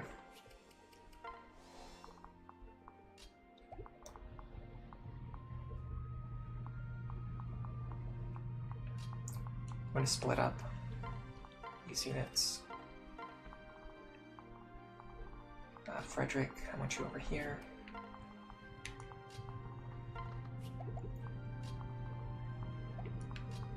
I want you... Oh, I could have rallied luck there. I don't think it would have mattered, but I could have done it. I want you here. Okay. Now we're going to start moving our support units over here towards our new base. We're setting up base here. Now these green units are going to immediately turn red. I'm going to skip the cutscene because I don't really care. This enemy has swiped a Seraph Robe. We can easily get that. If you don't get the Seraph Robe, it's also not really a big deal. Nice, we're getting really lucky on our dual strikes here. You're usually likely to get one dual strike. You can get 2 pretty often, but you're not really guaranteed to get 2. We've been getting 2 dual strikes pretty consistently. Okay, now on turn 9, this should be the turn, and I'm going to double check the wiki. Western Stairs. And Central Stairs. Okay, hold on a second. There are actually going to be enemies spawning from here, here, here, and here on this turn. So we have to make sure we're out of range of these staircases while also blocking these staircases. The ones in the center are going to be a War Monk and a Hero. The War Monk has a Tomahawk. So from here is going to be a Tomahawk user. He can reach 1, 2, 3, 4, 5, 6, 7, 8. He can reach the square where Cordelia is standing. He can also hit anyone who's standing on the other side of this wall, which we can use to our advantage. We can actually set up a situation where we can fight him across the wall so that we never take counter damage. The most important thing now is going to be getting everyone out of range of the reinforcement spawns. And also making sure we get someone in position to deal with this thief in the upcoming turns. Sebastiano, welcome to the stream. You love ambush spawns. Who would want to miss out on them? I actually think they're a great mechanic. They're just not implemented very well in this game or in any Fire Emblem game. The problem is you can't see what's coming until after it has already hit you. That is very bad game design. If they made it so that you could see the ambush spawns before they actually appeared, it would be fantastic game design. I have plans to include that in a game that I'm working on right now. I haven't really talked about it before, but I've kind of hinted at it enough at this point where I feel like I should probably just talk about it instead of continuing to be vague and cryptic.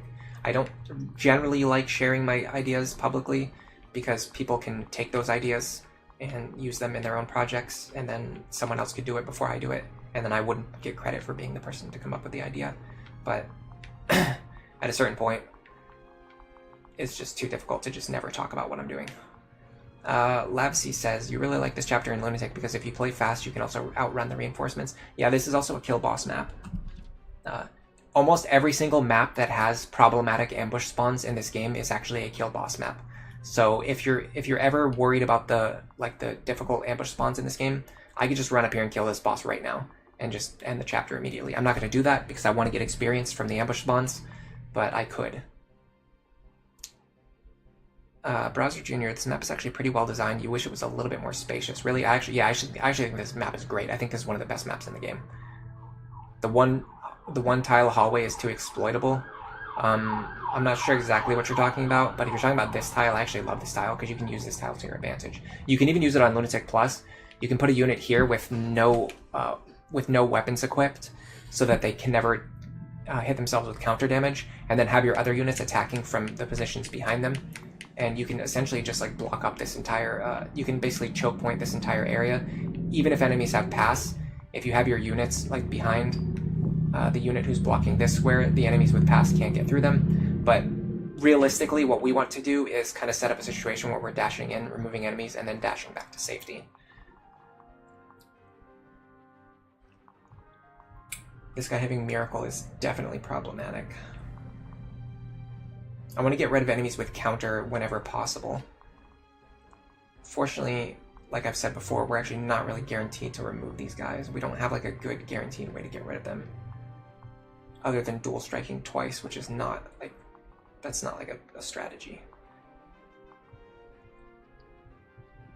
I definitely have to pair Olivia up with somebody. She cannot get out of here on her own. I'm going to pair her up with, actually, this character here, named Severa.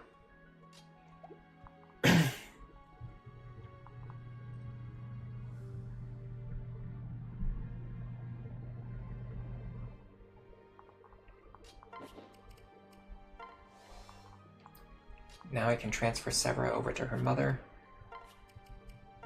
and then dance for her, while Olivia is out of range of all enemies. I'm going to send these two up here. I think the thief will attack me. I'm not 100% sure, but I think he will attack me. I'm going to have 34 speed. He has 22 speed. I will double him. I should severely injure, possibly even kill him. I can actually do this as well. What skills does he have? Nothing that really threatens Severa. Let's do this.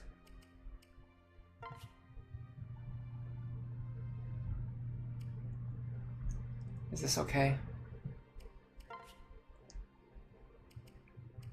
I think this will be fine. This will allow Severa to potentially get some experience.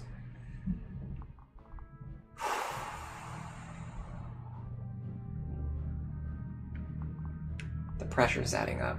I'm starting to feel pressured. If I put Lucina here, I can block a staircase. I don't necessarily need to do that. I need a 1, 2, 3, 4, 5, 6, 7, 8. I'm gonna put you here first. I want you to use a javelin.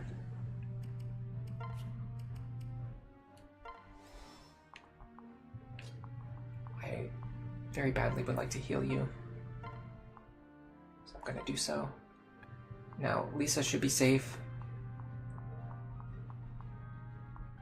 I could have potentially done something like having Sumia attack one of these enemies, rescue her to safety, and then trigger Gale Force, rescue her to safety, and then have her take a Gale Force action, but I just didn't really want to commit to that.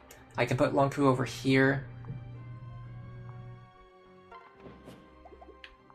Hold on a second. Actually, I can actually leave Longku in this square to fight this guy with the silver axe.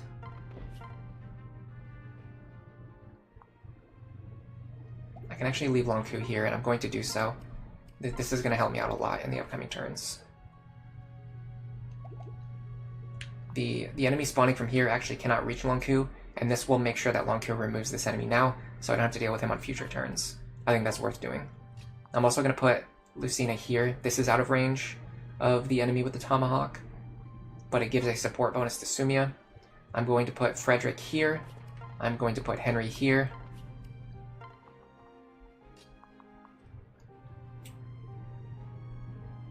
I'm going to heal you. And then I'm going to put Saria or Robin here. I don't think it matters. I think the enemy's going to go for Sumia anyway. Triggered lethality. Sorry, he triggered Miracle, but we killed him with a dual strike, which is funny. I think lethality supersedes Miracle, by the way. I think if you... Oh, God. See, this is why it's so hard to keep the Fortify... To get the Fortify staff. Because if even one enemy gets injured, she will use the Fortify staff to heal that enemy. Even if she can't heal them back up to full. It's just very frustrating.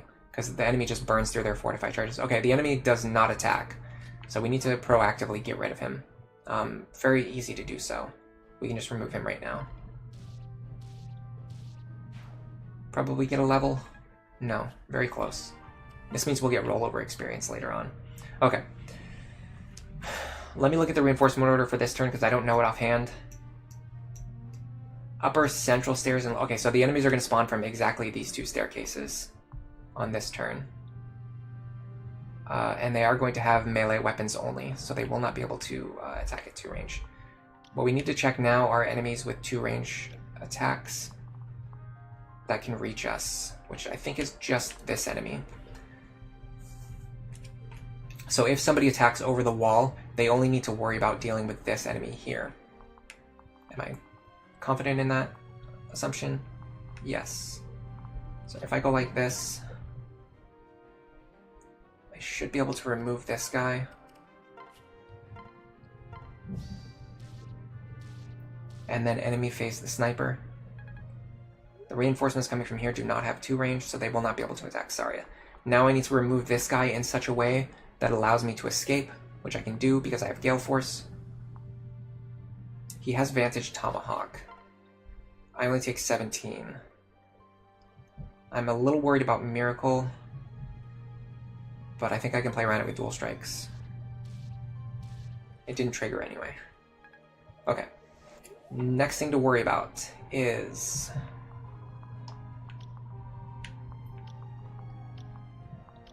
how to start chipping away at this group. I think this is a Lon Ku moment. I think Lon Ku is essential here.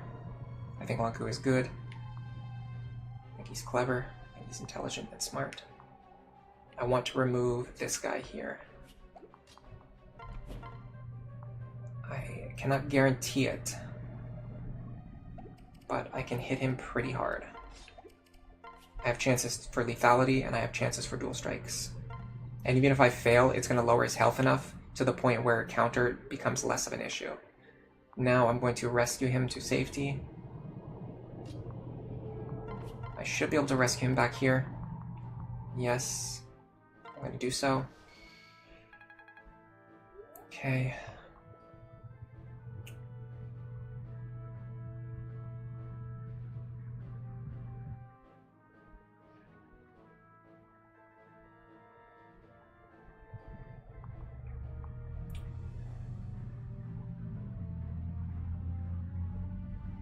Any way to enemy face this sniper? 2, 3, 4, 5, 6, 7. If I had rescued Lon Ku into a smarter position, I could have actually had him enemy face the sniper. What I can do is actually potentially have Crom do it, but that puts Sumia in a very awkward position. It might still be worth doing.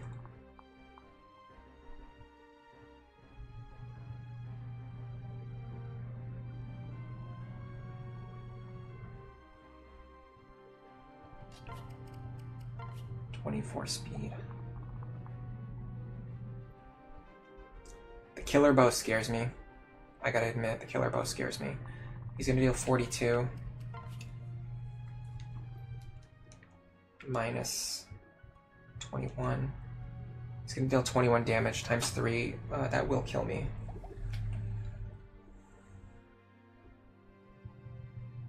I think...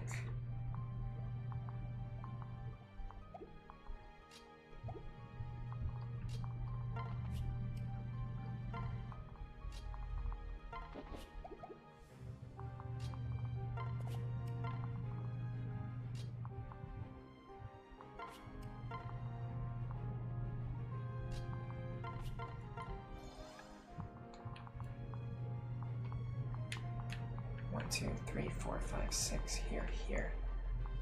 You go here. Rally move doesn't matter, but I'm going to do it anyway. Actually, if I rallied move for Lon Ku... No, he still wouldn't have been able to reach. Okay. I feel better about that. I'm actually just going to use 2 heal stabs just to get her back to full. Okay. Those reinforcements can't threaten me. God, Fortify. Stop. Yeah, I don't think I'm going to get the Fortify staff. She just burns through the charges, like, so aggressively. Like, she just really wants to burn through those charges. Okay, this is going to be a very difficult turn, but we've done a very good job at thinning out their numbers up to this point. The issue is, there will be enemies who spawn from the western stairs on this turn. This should be turn 11, I believe. Yeah, turn 11. There will be enemies who spawn from these western stairs, so we have to block these 2 staircases, but we also need to we need to remove enough of these enemies so that they're not going to run over and kill the enemies who are our units who are blocking these stairs. We could also retreat up here. I don't like doing that. I think we have to make very good use of our Gale Force units and our remaining rescue staff charges. The hallway entering from the center that I used to bait out. Oh, this one here. Yeah, I will. Yeah, you're actually right. This place right here is a little bit too narrow. Both from the enemy side, it gives them like too much of an advantage, but also from the player side, it also gives you too much of an advantage. It's very weird. They will get through them with pass. You can't block 6 movement units! Exclamation point. Besides, enemies could have ranged weapons to attack you behind the wall. You can play around pass by having characters stand behind like the units in the spaces where the pass units would move to, and then you can also just remove the pass units with your Gale Force attackers and then have your Gale Force units move back behind your wall. So pass is not really that big of a deal. I mean, there's very specific extreme situations where like every single enemy has pass that could potentially mess you up, but otherwise it's not that big of a deal. Alright, speaking of, we have 2 enemies with pass, so potentially if we get rid of the 2 pass enemies, we could just block the staircase, we could block this tile here, and then block these 2 staircases, and not have to worry about the enemies running through us, which might be an option. This guy, unfortunately, reaches this staircase, so we would need to have... Yeah, we got 4 enemies with pass, which is a tricky configuration, especially because the we also have 4 enemies with pass, and then an additional ranged attacker, which means the person blocking this square is going to have a lot of pressure on them. What would I say are my favorite chapters in this game? I'm not sure. If I think about it later, I'll make a video about it. It's too much information to try and answer on stream without like having time to think about my response. Hello, Ultimate Gamer. Thanks for stopping by today. Droppable staff is getting used up. Yeah, she always burns through this thing. I don't think I've ever gotten this Fortify staff. Or like maybe if I get it, it has like 1 charge left or something. This guy's not super threatening because in the worst case scenario, I can block this tile. Who's going to block this tile? And are they going to be threatened by any units with counter? Yes, they're going to be threatened by 1, in fact 2 enemies with counter. So whoever blocks this tile needs to have nothing equipped. In fact, this guy also has counter, so when I remove him, I also need to... I need to remove him from 2 range. I think Lunatc can do it.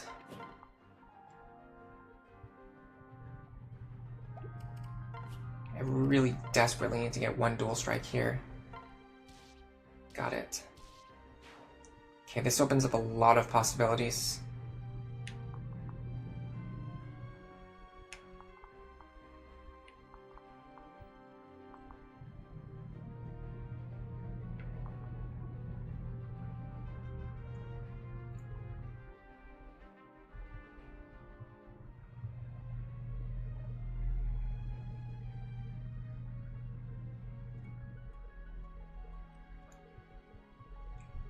I have to remember this is the least threatening enemy. If I leave him alive, if he's the last enemy alive, it's not that big of a deal. Because I can body block him. This guy is also not super...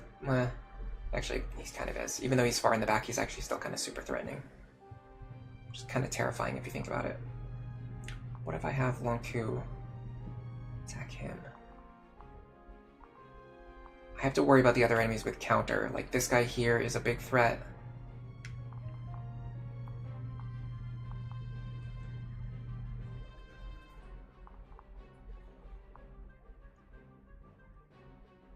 This guy here is kind of a huge threat. What if I do this?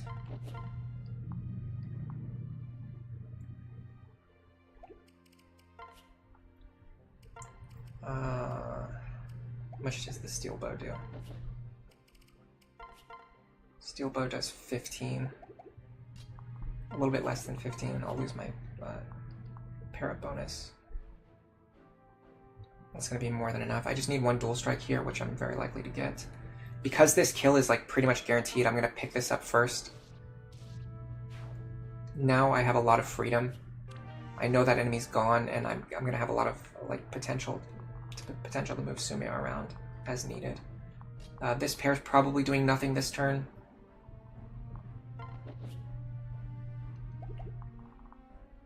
Okay, I need to remember I'm going to need 2 units to block these staircases, while also removing as many of these enemies as possible, specifically the ones with counter and pass. Unfortunately, there's just so many threats to remove. Every single enemy has either counter or pass. So I need to...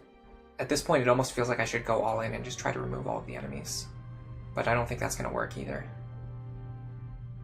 We're in a very, very difficult position here.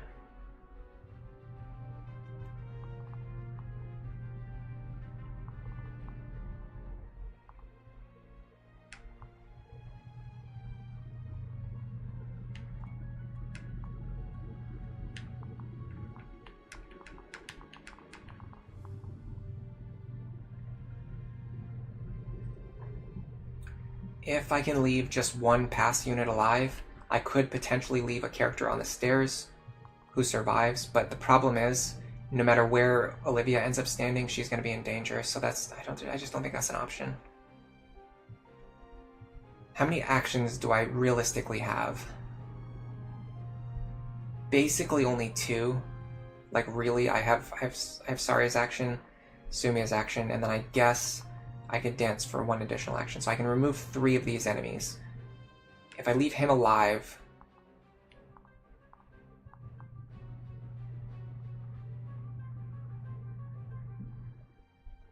I cannot leave him alive. I cannot leave him alive.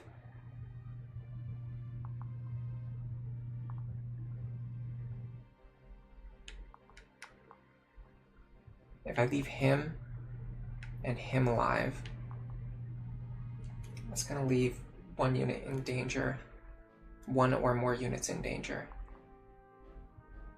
And we don't really know who he's going to attack either.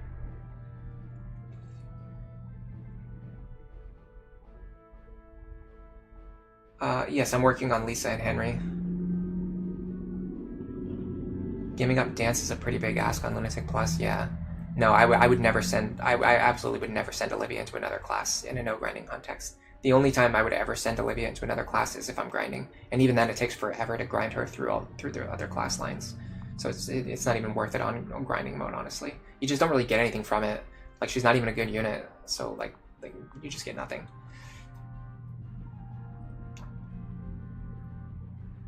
We need to leave a good unit on the closest staircase.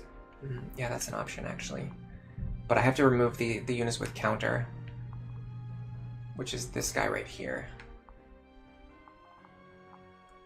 I could leave Saria in this position right here, on this staircase with Nosferatu equipped, but I have to get rid of this guy if I'm going to do that. And the issue is I already triggered Gale Force, so I have to use 2 rescue stabs. Do I have 2 rescue stabs? Yeah, I have exactly 2 rescue stabs.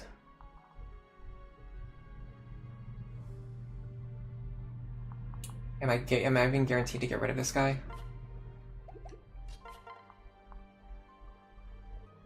Not even guaranteed to get rid of this guy.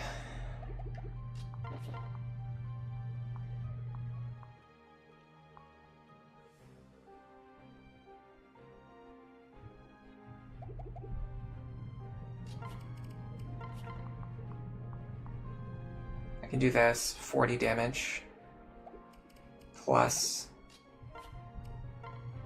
Silver Lance for another 20.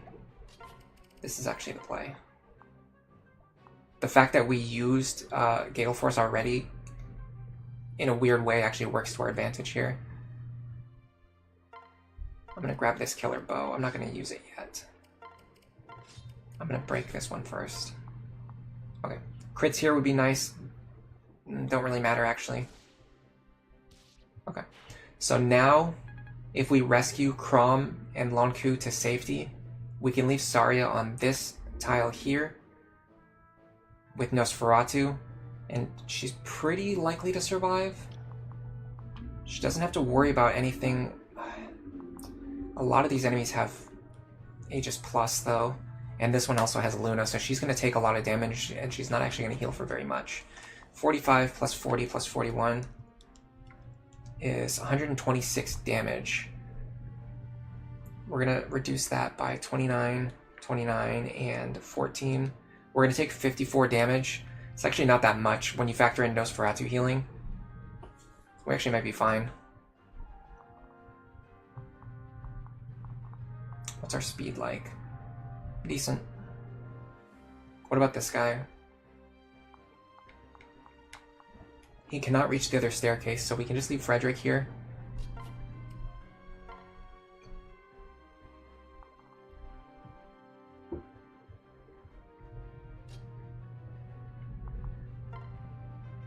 Is there anything that I need Olivia to do?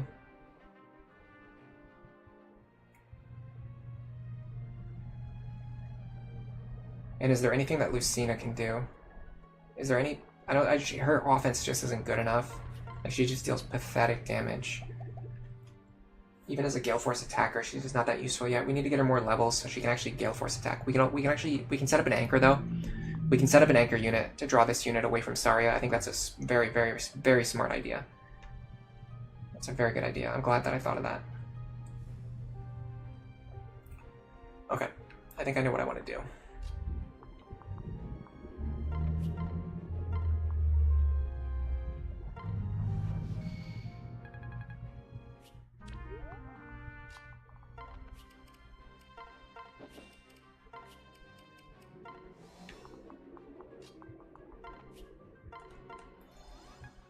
Now we have to pull Lunku out. I want him to be out of range of this guy. 1, 2, 3, 4, 5, 6, 7. So I want to go up here. Rescue. Lonk.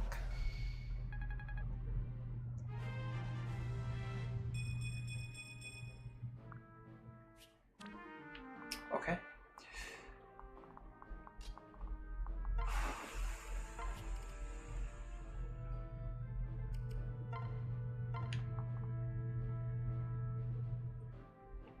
Now, I should be able to use Lucina as an anchor unit here because she only has 17 defense and Saria has an incredible 29 defense.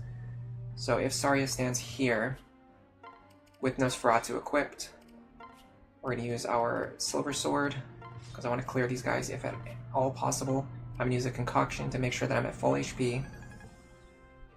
I'm going to get Henry to safety. And then I'm going to put Lucina here on this pillar. This should cause this enemy here to run over and attack Lucina.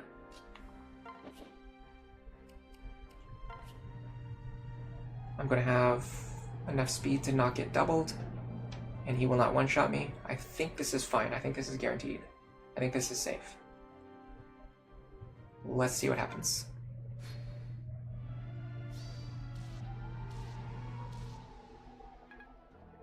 Now, this gives Saria a lot more freedom to survive these attacks.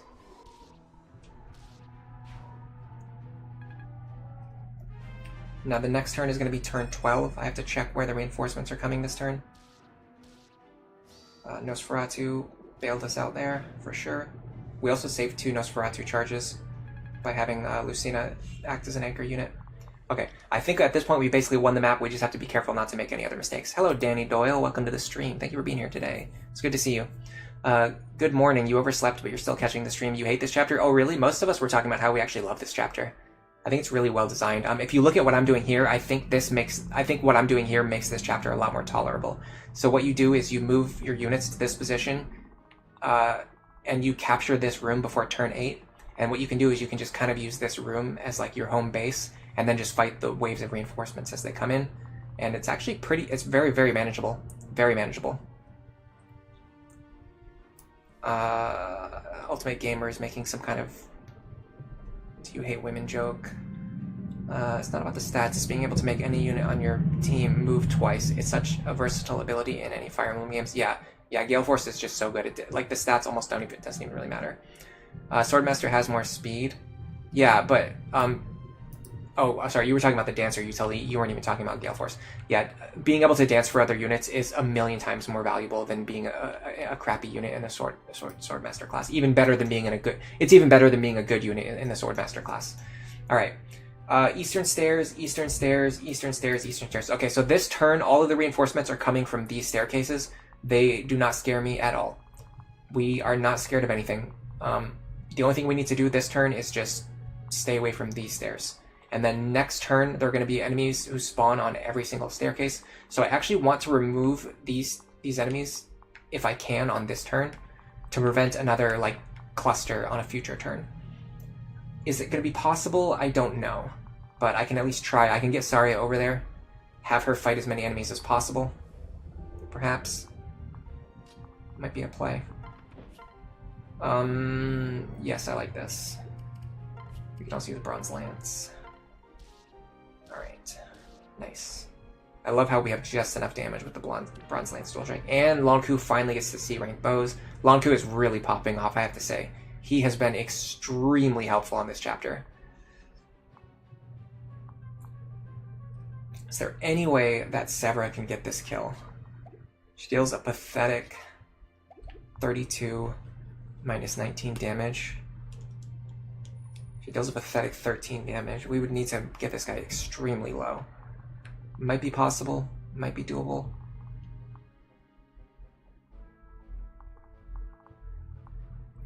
Tricky part is actually getting her over there.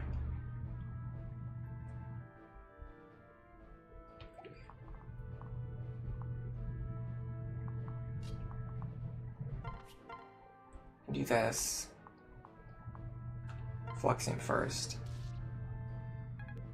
I should have switched off of Nosferatu before I did that. That was really stupid. I could have just wasted a Nosferatu charge, which would have been extremely boneheaded. I want to move further if I can. This guy has a counter, but he has a Tomahawk, so he won't attack me at one range. This guy has a Silver Axe, so he's and Aegis, so he's significantly more scary. This guy is not too scary. Let me see if Saria can fight all three of these guys. 39 plus 47 plus 41. It's 127. Any Luna? No Luna, that's great. Minus 29, 29, 29. They only deal 40 damage at worst, so Saria is completely fine. I want to get her as far as possible to the right. It's going to be tricky. I think I need to actually use Frederick for this. So if I move here, and then here, there's a very specific reason I'm doing this. It's not because we're in much danger this turn, it's specifically because we're in a lot of danger next turn. So I'm going to go here. We're in danger next turn if we don't clean up as many of these enemies as possible. So I want to do so. This enemy here can go 1, 2, 3, 4, 5, 6. Let me triple check. Yeah, this is going to be a hero. So yeah, this enemy will not be able to reach Saria. So I'm going to leave her here. Nosferatu. Silver Sword. It's a little bit scary because I don't know if I can get her to safety next turn. If I can get her back into a safe position next turn. That's far away from all of the enemies.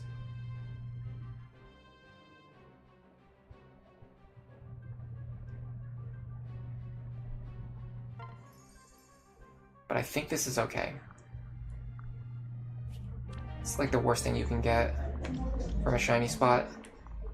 Bonus support for characters who already have max support.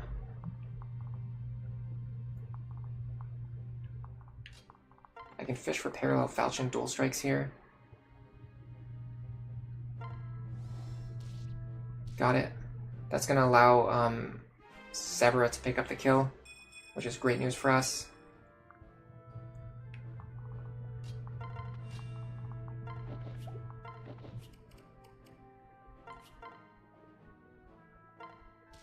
We need her to get to level 5 ASAP.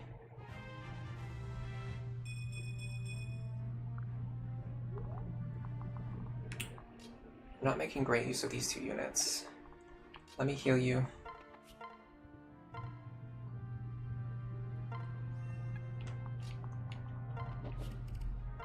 There's no units who spawn from the back staircases on this turn, so we should be fine.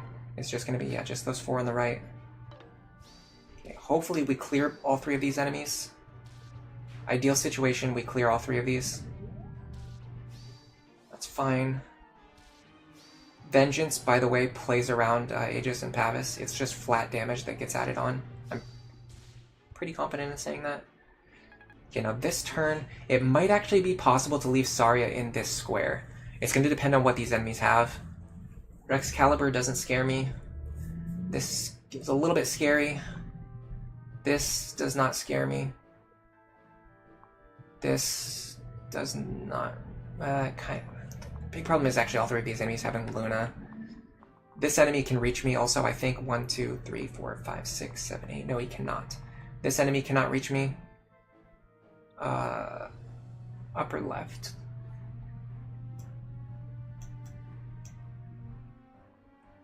Sniper. 1, 2, 3, 4, 5, 6, 7, 8. Yeah, this enemy cannot reach me. This enemy cannot reach me. So if Saria stands here, she only needs to fight these 4 enemies, which I think she can do. I think she can, but we're gonna break out the calculator for this one. You like Nagatree? I like Nagatree too. Yeah. The split army is pretty unnecessary. I totally agree with that. I don't like any. I never like any maps that force you to split up your army. It's usually just not a gimmick that I like. Let's see. Chapter 21, the Mire Escape is your favorite, but this one's really good. I think Mire Escape I kind of hate. I hate Siege Tomes, but it can be kind of fun if you set up a strategy where like you destroy all the Mire Tome users. It feels very fun and satisfying. Yeah, everyone has different opinions. It's actually really cool. It doesn't bother me at all when people like things that I dislike, or if people dislike things that I like. The volcano map is really funny. It's definitely, yeah, seeing the chests just like disintegrate is amusing, and it's also in general just like kind of a funny map. It's a very high pressure map. I don't know if I like or dislike it. It's one of those ones. Certain maps get to the point where they're like so difficult that they're fun, but they can also be frustrating, and it makes it hard for me to tell if I like or dislike them. This guy will have a tomahawk, so he will be able to shoot over this wall. This enemy can also shoot over this wall, so it's okay to leave a unit here, but only if I know that they can take Rex Caliber and a tomahawk, which might be a good idea. Or I can just have someone stand at the edge of this guy's range to anchor for Saria, potentially. But let me see how much damage we're going to be taking. 39 plus 45 plus 43 plus 44 is 171 damage.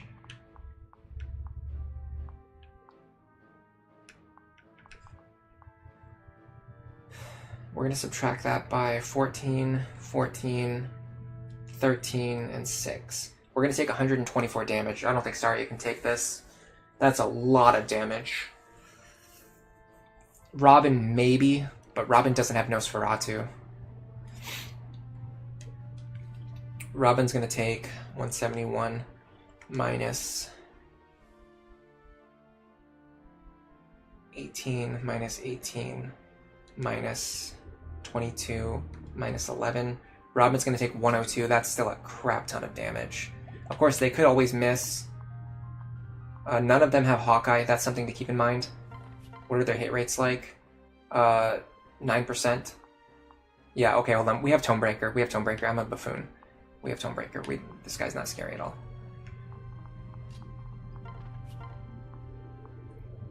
Even the Axe users have a pretty good chance of missing us. This guy has a little bit better accuracy. 29. But it's going to be minus 10. This guy's going to have like an 8% chance of hitting us. This guy's going to have a 0% chance of hitting us. These two enemies are probably going to hit us, but they're also the ones that we're going to get the most Nosferatu healing off of. So how much Nosferatu healing are we getting? That's the next question. Let's just look at these two. 29 plus 20, we'll get 49 Nosferatu healing. I calculated we took 124 damage, but we're actually going to take less. We're going to take...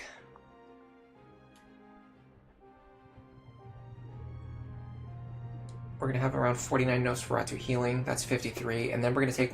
We're basically not going to take this guy's attack at all. So let's subtract like another 20 damage. It's actually going to be less than that. I think she actually survives here. I think she survives with Tomebreaker. Garrett says, Ellery coined the term anchor, basically leaving an alternate unit in range who the AI will target over someone else. Yeah, so basically, Saria is my forward tank. My anchor unit is going to be standing back here. This is going to cause the Valkyrie to run over and attack the anchor.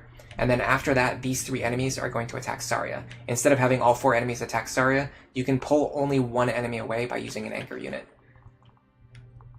We do have to block the staircases this turn, so let's do that. I'll use Physic here. That's fine. My anchor unit, I can actually have them stand like somewhere up here. It has to be somebody who can take a Rex Caliber, though. Lon Q should be able to take it. What is his res like? His res is lower. 39 damage. Yeah, Lunatc can take this. Okay, let me make sure nothing else reaches that square. Yes. Okay, so Lunatc here. So I will show you the anchor strategy right now. Iron Axe should be fine. Actually, the Bronze Lance is more accurate. We want Axe rank. I'm going to go Iron Axe. Okay, so I'm going to show you anchor strategy right now. Actually, just put these units here. I can't actually use these characters this turn. I can do this. Crom, stay here. No, I'm actually going to have Henry stay here, because he's more likely to remain in this position for several turns. Okay, so before I end the turn, I'm gonna explain what's going to happen. This enemy should run over here and attack Lunatc, and then after that, these three enemies will attack Saria. So Lunatc is acting as the anchor, Saria is acting as my primary tank. Assuming everything works the way that it should, sometimes enemy targeting doesn't always behave the way that we think it will. The enemies coming from those reinforcement zones won't reach us. Now, if Saria's health gets low enough, unfortunately, the Valkyrie will see lethal against her, and he will go for her. It seems like he's waiting to see if he's going to have lethal or not. So the anchor strategy didn't really work in this case, because the enemy ends up just waiting. Yeah, he goes for Lunatc. Lunatc kills. Saria kills the other one. This was the last group of reinforcements. There are no more reinforcements, which means we have essentially finished the map. I don't think there's any way we can lose at this point. Was that a first try victory? I can't remember. Someone tell me if that was first try or not. I can't remember if we did a first attempt or if that was it. Like if we did a reset on our first attempt or if we just beat it just now. I think that was a first try victory.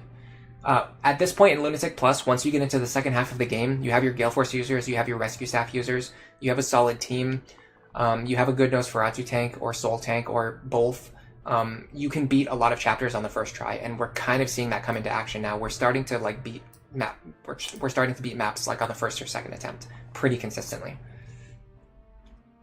This Silver Bow user doesn't really scare me.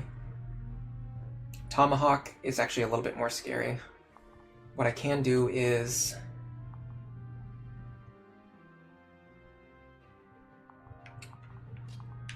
potentially have Lucina fight him. I don't think she can get the kill. She would need speed and strength. How much speed does she need? She needs a lot of speed. We can actually rally for her. Then we can... How much speed does she need now? Now she just needs the smallest amount of speed, which she can get from her father. Yeah. This will give her 32 speed, which will be enough to double this guy. If I have my Silver Bow equipped, dual strikes are going to be dealing 22 damage, and I deal 25 damage. So if I get just one dual strike here, I get this kill. I think this is worth risking. And we got Aether anyway. There's also chances for like Aether, crits, dual strikes, all that stuff. Now, because I got that kill, Gale Force triggers. Now I can dash away to safety. Rex Caliber, I'm actually just going to have Lunatc fight this guy again. Lunatc is really good at fighting enemies like this. In fact, I could actually just have him run over and player phase it. But enemy phase is smarter.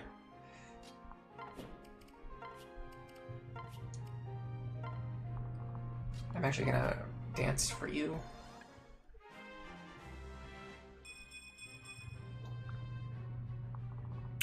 Now I can have Saria stand at the edge of this guy's range. I don't need to use Nosferatu anymore because I don't need the healing. I can just use Thunder.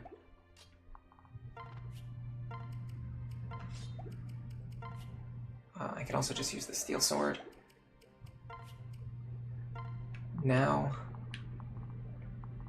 I dash back to safety. I'm a pair. Now I can go here, I can rally speed for both of these units. And I think we're good. I will move Henry here. This should cover both enemies with Anathema. And I'll put Lisa here. She doesn't need to be here, but I'll just put her here anyway.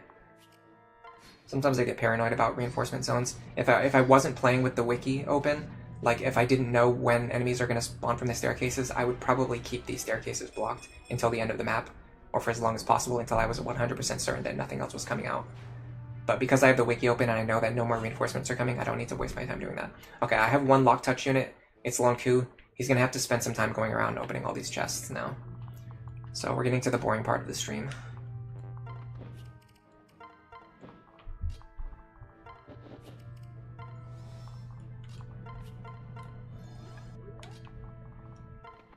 With a nice rally movement tech and dance tech, we can get all the way over there in a single turn. We can get the boots. I think Olivia is the best recipient for the boots in this game. People typically say give it to your Lord, give it to a high movement unit, or give it to your Dancer. In Awakening, I would say that your Lord doesn't really need it as much. Your high movement units already have plenty of movement, like between Gale Force and everything else that they can do. Like, they just don't really need the extra movement.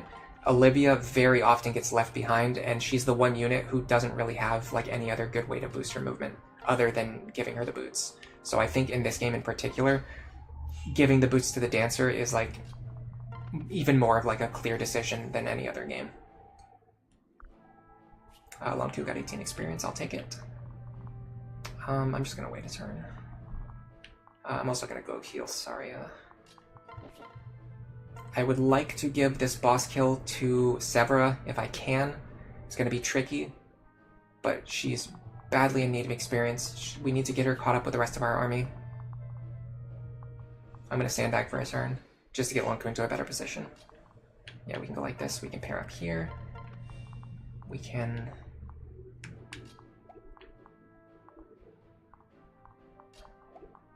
go to this square. We can rally move. Dance. Now with another dance, rally move, pair up tech, we can move Lunatc all the way over here. Now he's in a good position to start looting these chests.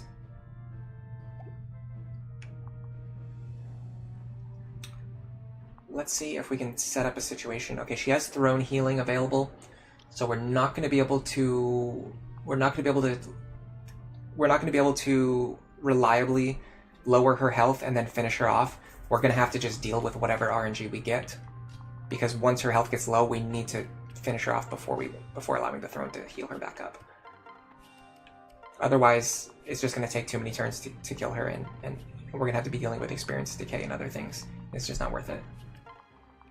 These are our Aura units. We have Solidarity here, we have Charm here, we have Hex and Anathema here. We want to set up a formation that allows whoever's fighting the boss to get the benefit of these three auras. It could potentially be one of these units. It could very well be. I want these units up here, both to rally speed and because I want Severa to fight, if possible. I want Frederick up here, and then Rally Luck is also pretty good. It's nice to just have Rally Luck. We're not going to need Henry, because we're going to have Saria. Let me get caught up on chat.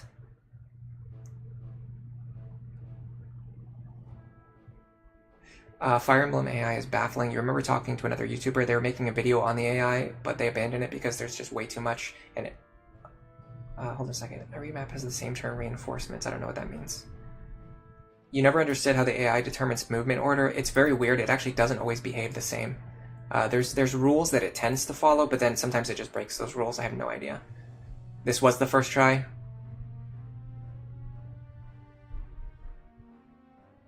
This game supports AI. You got an ad. Yeah, that happens. It's just a YouTube thing. Not that much I can do about it. Even in the best case scenario, like if I wanted to turn off ads for my streams so that people wouldn't have to watch ads, like say I wanted to be extremely altruistic and I wanted to say like, oh, I don't want to make any money, I just want to like make videos and let people watch them for free. The problem is when you turn off monetization on your videos, YouTube just stops showing them to anybody. So you wouldn't be getting notifications about my videos. You wouldn't even see that the stream was happening. It would have like 5 viewers, and it's just not tenable. So, like it or not, the ads, they just have to be here. There's not really anything I can do about it. And then I'm not even claiming that I'm such a good person that I would want to just stream and not make any money. If YouTube's gonna pay me money to play video games, I'm also going to accept the money anyway. So I'm never gonna turn monetization off, even if it was an option. But it's also not an option just because of the way the monetization works. I've actually had I've had streams where I turned up. So for my archive streams, sometimes I upload archive streams with no commentary, and I actually turn off the monetization on those, and YouTube never shows them to anybody for a good reason, because nobody wants to watch them, but also because they can't make any money. All right, we can actually get 3 use Fortify staff now, which is pretty good. 5 would obviously be better, but 3 is still pretty good. Now let's see about setting up a boss kill. Actually, I'm going to stand back for one more turn, just because I don't want to do something stupid like get a crit. I want to make sure I get all the treasure. Excuse me. Lunatc is so good. Lunatc is so awesome. I love this Lunatc build that we have. It's, like, honestly, the fact that he has been contributing so much compared to, like, say, Frederick, who's fallen off pretty hard, says a lot about Lunatc's viability. My opinion, I would say Lunatc and Sumiya are the 2 units where my opinion of them has increased the most during this playthrough.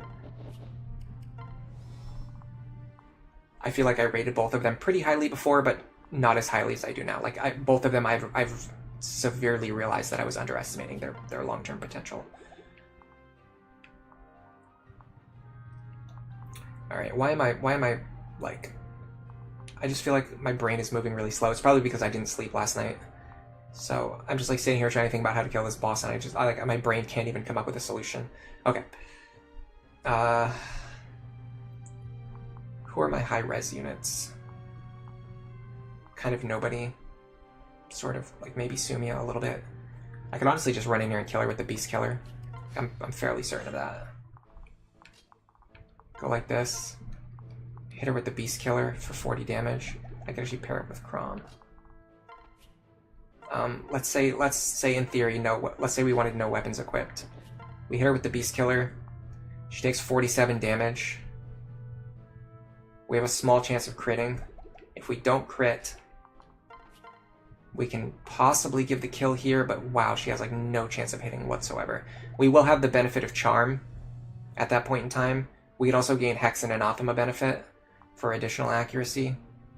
We can also do stuff like rallying and gaining supports. I think this dance, special dance doesn't give what I want. Okay, what is the amount of damage that we gain?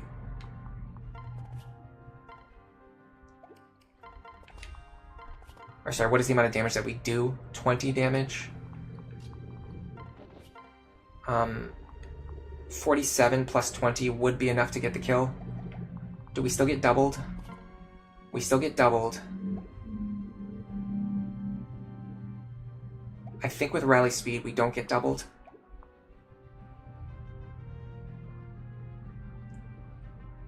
I'm going to kill the boss this turn, so I don't need to worry about my unit positioning. This is going to seem very stupid. It's going to seem like I'm being completely reckless, but I'm going to stand here. I'm going to rally speed. I'm going to go here. I'm going to rally luck. You are going to go here. You're going to hit them with the Beast Killer. You are not going to kill them. She has Aegis and Pavis Plus. I don't know why I was completely ignoring that fact. That's okay. We probably can't get the kill to Severa, but we can still kill the boss pretty reliably here. We just have to chip her down in a different way than I was anticipating. Severa's going to have to just be okay with just getting chip experience here. If she even hits. She hit. Okay. So probably Saria, Lucina, maybe. We'll get this kill. I can also dance.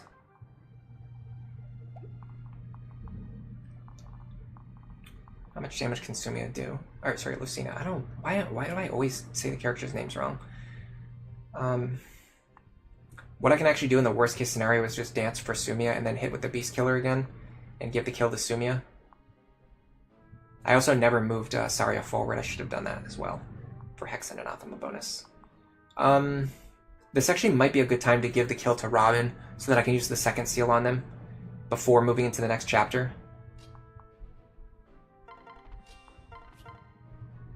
They actually don't kill. Wow. I mean, they can kill, in theory. That does, like, no damage at all. Holy crap. This enemy has a lot of res. I'm gonna have to use Katarina's Bolt here. And, I'm gonna use the Silver Axe. Alright, let's see what happens here. decent chance of getting a dual strike. Yeah, we got it. Now this should hopefully get me to level 20. Oh, not even close. Not even close. That's unfortunate. Ellery and Saria were the MVPs for that map. Not a surprise there at all. They definitely carried that map. This is a map where Nosferatu tanking really shines. Anna wants me to take a break. I don't know if I'm going to take a break or not. I actually haven't decided if I'm going to stream multiple chapters today. It might end up being a short... Today might end up being a short stream. As I mentioned, I did not get any sleep last night, and I haven't eaten yet. So this would be a good time to end the stream and go have some lunch, and then hopefully get some sleep at some point during the day today.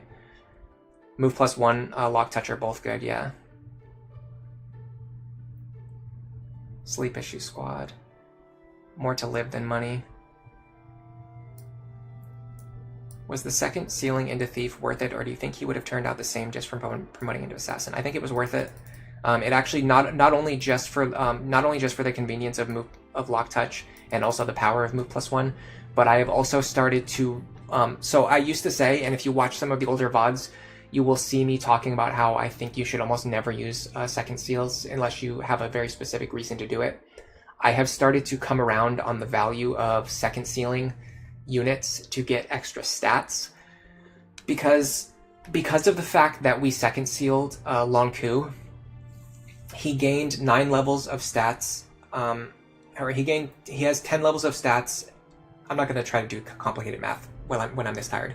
He had 10 levels of stats as a Myrmidon, 10 additional levels of stats as a Thief, and then, in fact, I think we even got him all, but I can't remember what Thief level we got him to, but either way, he got 10 additional levels of Thief and then promoted into Assassin.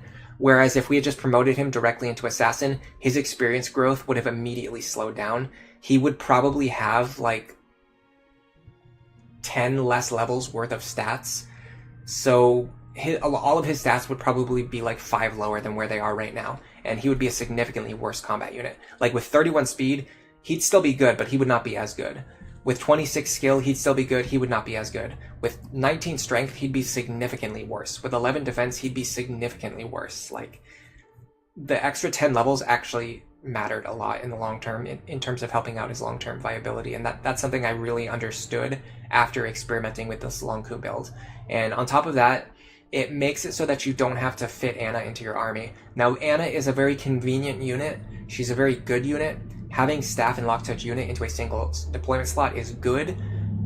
However, Awakening, especially team-based play, is a game where I tend to field like all 15 of my units, and support ranks are very important in this game. The fact that Anna cannot support with anybody is a massive downside. Like, in my opinion, it is worth it to train a unit to replace Anna if you can, because the difference between Lunatc having an S rank with Noe and being able to fight really well and having lock touch utility, and having Anna who does not have a support with anybody and who just can't fight very well, and she's basically just there to use stabs and lock touch, is not really that great, especially because our other staff units all have supports. Lisa has supports with Henry, she supports with Lunatc, Libra has supports with Saria.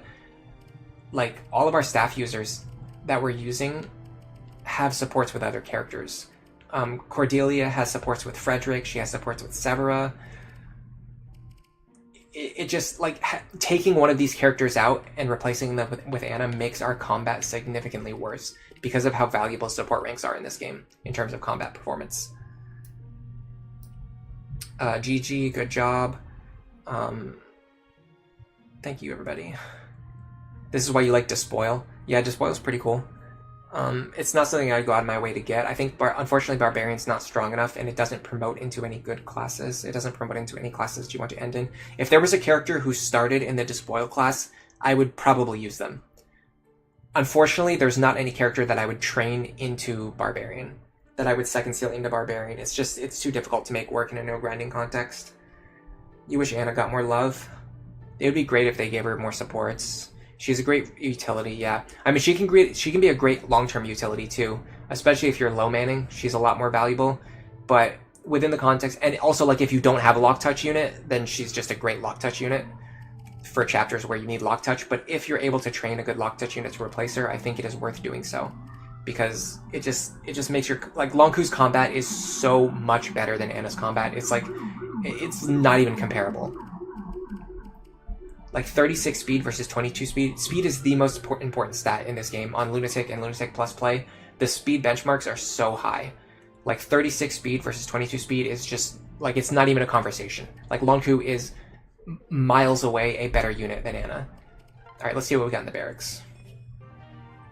Does anyone but Vake and Henry get Barbarian? Male Robin does. And I'm not sure who else. Nobody else is coming to mind off the top of my head. We got Lunatc Olivia, that's funny. I don't know how that even happened. I guess just because she has danced for him enough times. She's actually danced for him a lot, because we typically use him at the edge of enemy attack ranges, and then dance for him, and then reposition him. You've had some ideas with second sealing Henry into Barbarian, but it seems pretty meme-worthy. Yeah, I would never do that. I would never do that, personally. He's too good as, like a support unit for other characters. I don't think I would ever second seal Henry. He just joins too late. Like, as a level 1 Barbarian, he'd be incapable of fighting anything. You wouldn't be able to train him back up. You have to train him. You have to put him into Sorcerer, and then you can definitely put him into like Warrior, Berserker later on if you want to. I think it's not even just viable. I think it's actually even like a pretty good idea, depending on what you want to do. Depending on who you want to pair him with, I think Berserker Henry can actually be very strong. But you have to send him into Sorcerer first. There's just no way to make Berserker viable. By the way, if you are a lover of Fire Emblem 5, I highly recommend you go check out my Fire Emblem 5 stream that I did on Thursday. It was very awesome. It was very fun. I enjoyed it a lot. Or, no, sorry, was that Wednesday or Thursday? I don't remember. I'm playing through Fire Emblem 5 for the first time, but I think I'm gonna call it today. I think I don't have the mental energy needed to plan out any kind of clear. I think what we should probably decide is if we're doing Chapter 18 next, or if we're doing Side Story 9 next to pick up Cynthia. I think I have to pick up Cynthia now, and I think my units are strong enough. I think we can handle Verdant Forest. Fire Emblem 4, yeah. Not Thracia, sorry. Yeah, I misspoke. This is how tired I am. I can't even get the... I'm confusing the number 4 and 5. Like, I don't have the ability... I don't have the capacity to play the game now. So I think our units are strong enough to handle these enemies now. They were not strong enough 2 chapters ago. They are probably strong enough now. We have a strong Lucina, Severa, Lunatc is a lot stronger now. Saria is a lot stronger now. Sumia is a little bit stronger, which definitely helps with meeting these benchmarks, speed benchmarks especially. Speed is so important, guys. I honestly, I talked about how, you know, my opinion on certain units has improved. If my opinion on one stat has improved, it's definitely the speed stat. This playthrough, doing all this research and all this streaming the game so much, and even playing the game off stream these last few months, especially the recent stall playthrough that I did, the stall Saturdays that I was doing, I have realized speed is so important. There's no way to replicate the value of speed. I think characters with low speed are significantly worse in this game. There's just nothing you can do. There's nothing you can do if you're getting doubled by every enemy. It's just not a viable playstyle. Anyway, thank you everybody for coming to the stream today. If you have not gotten anything to eat yourself, I recommend having breakfast, lunch, or dinner, depending on where you live. And make sure you drink water, because it is by far the best possible thing that you can drink.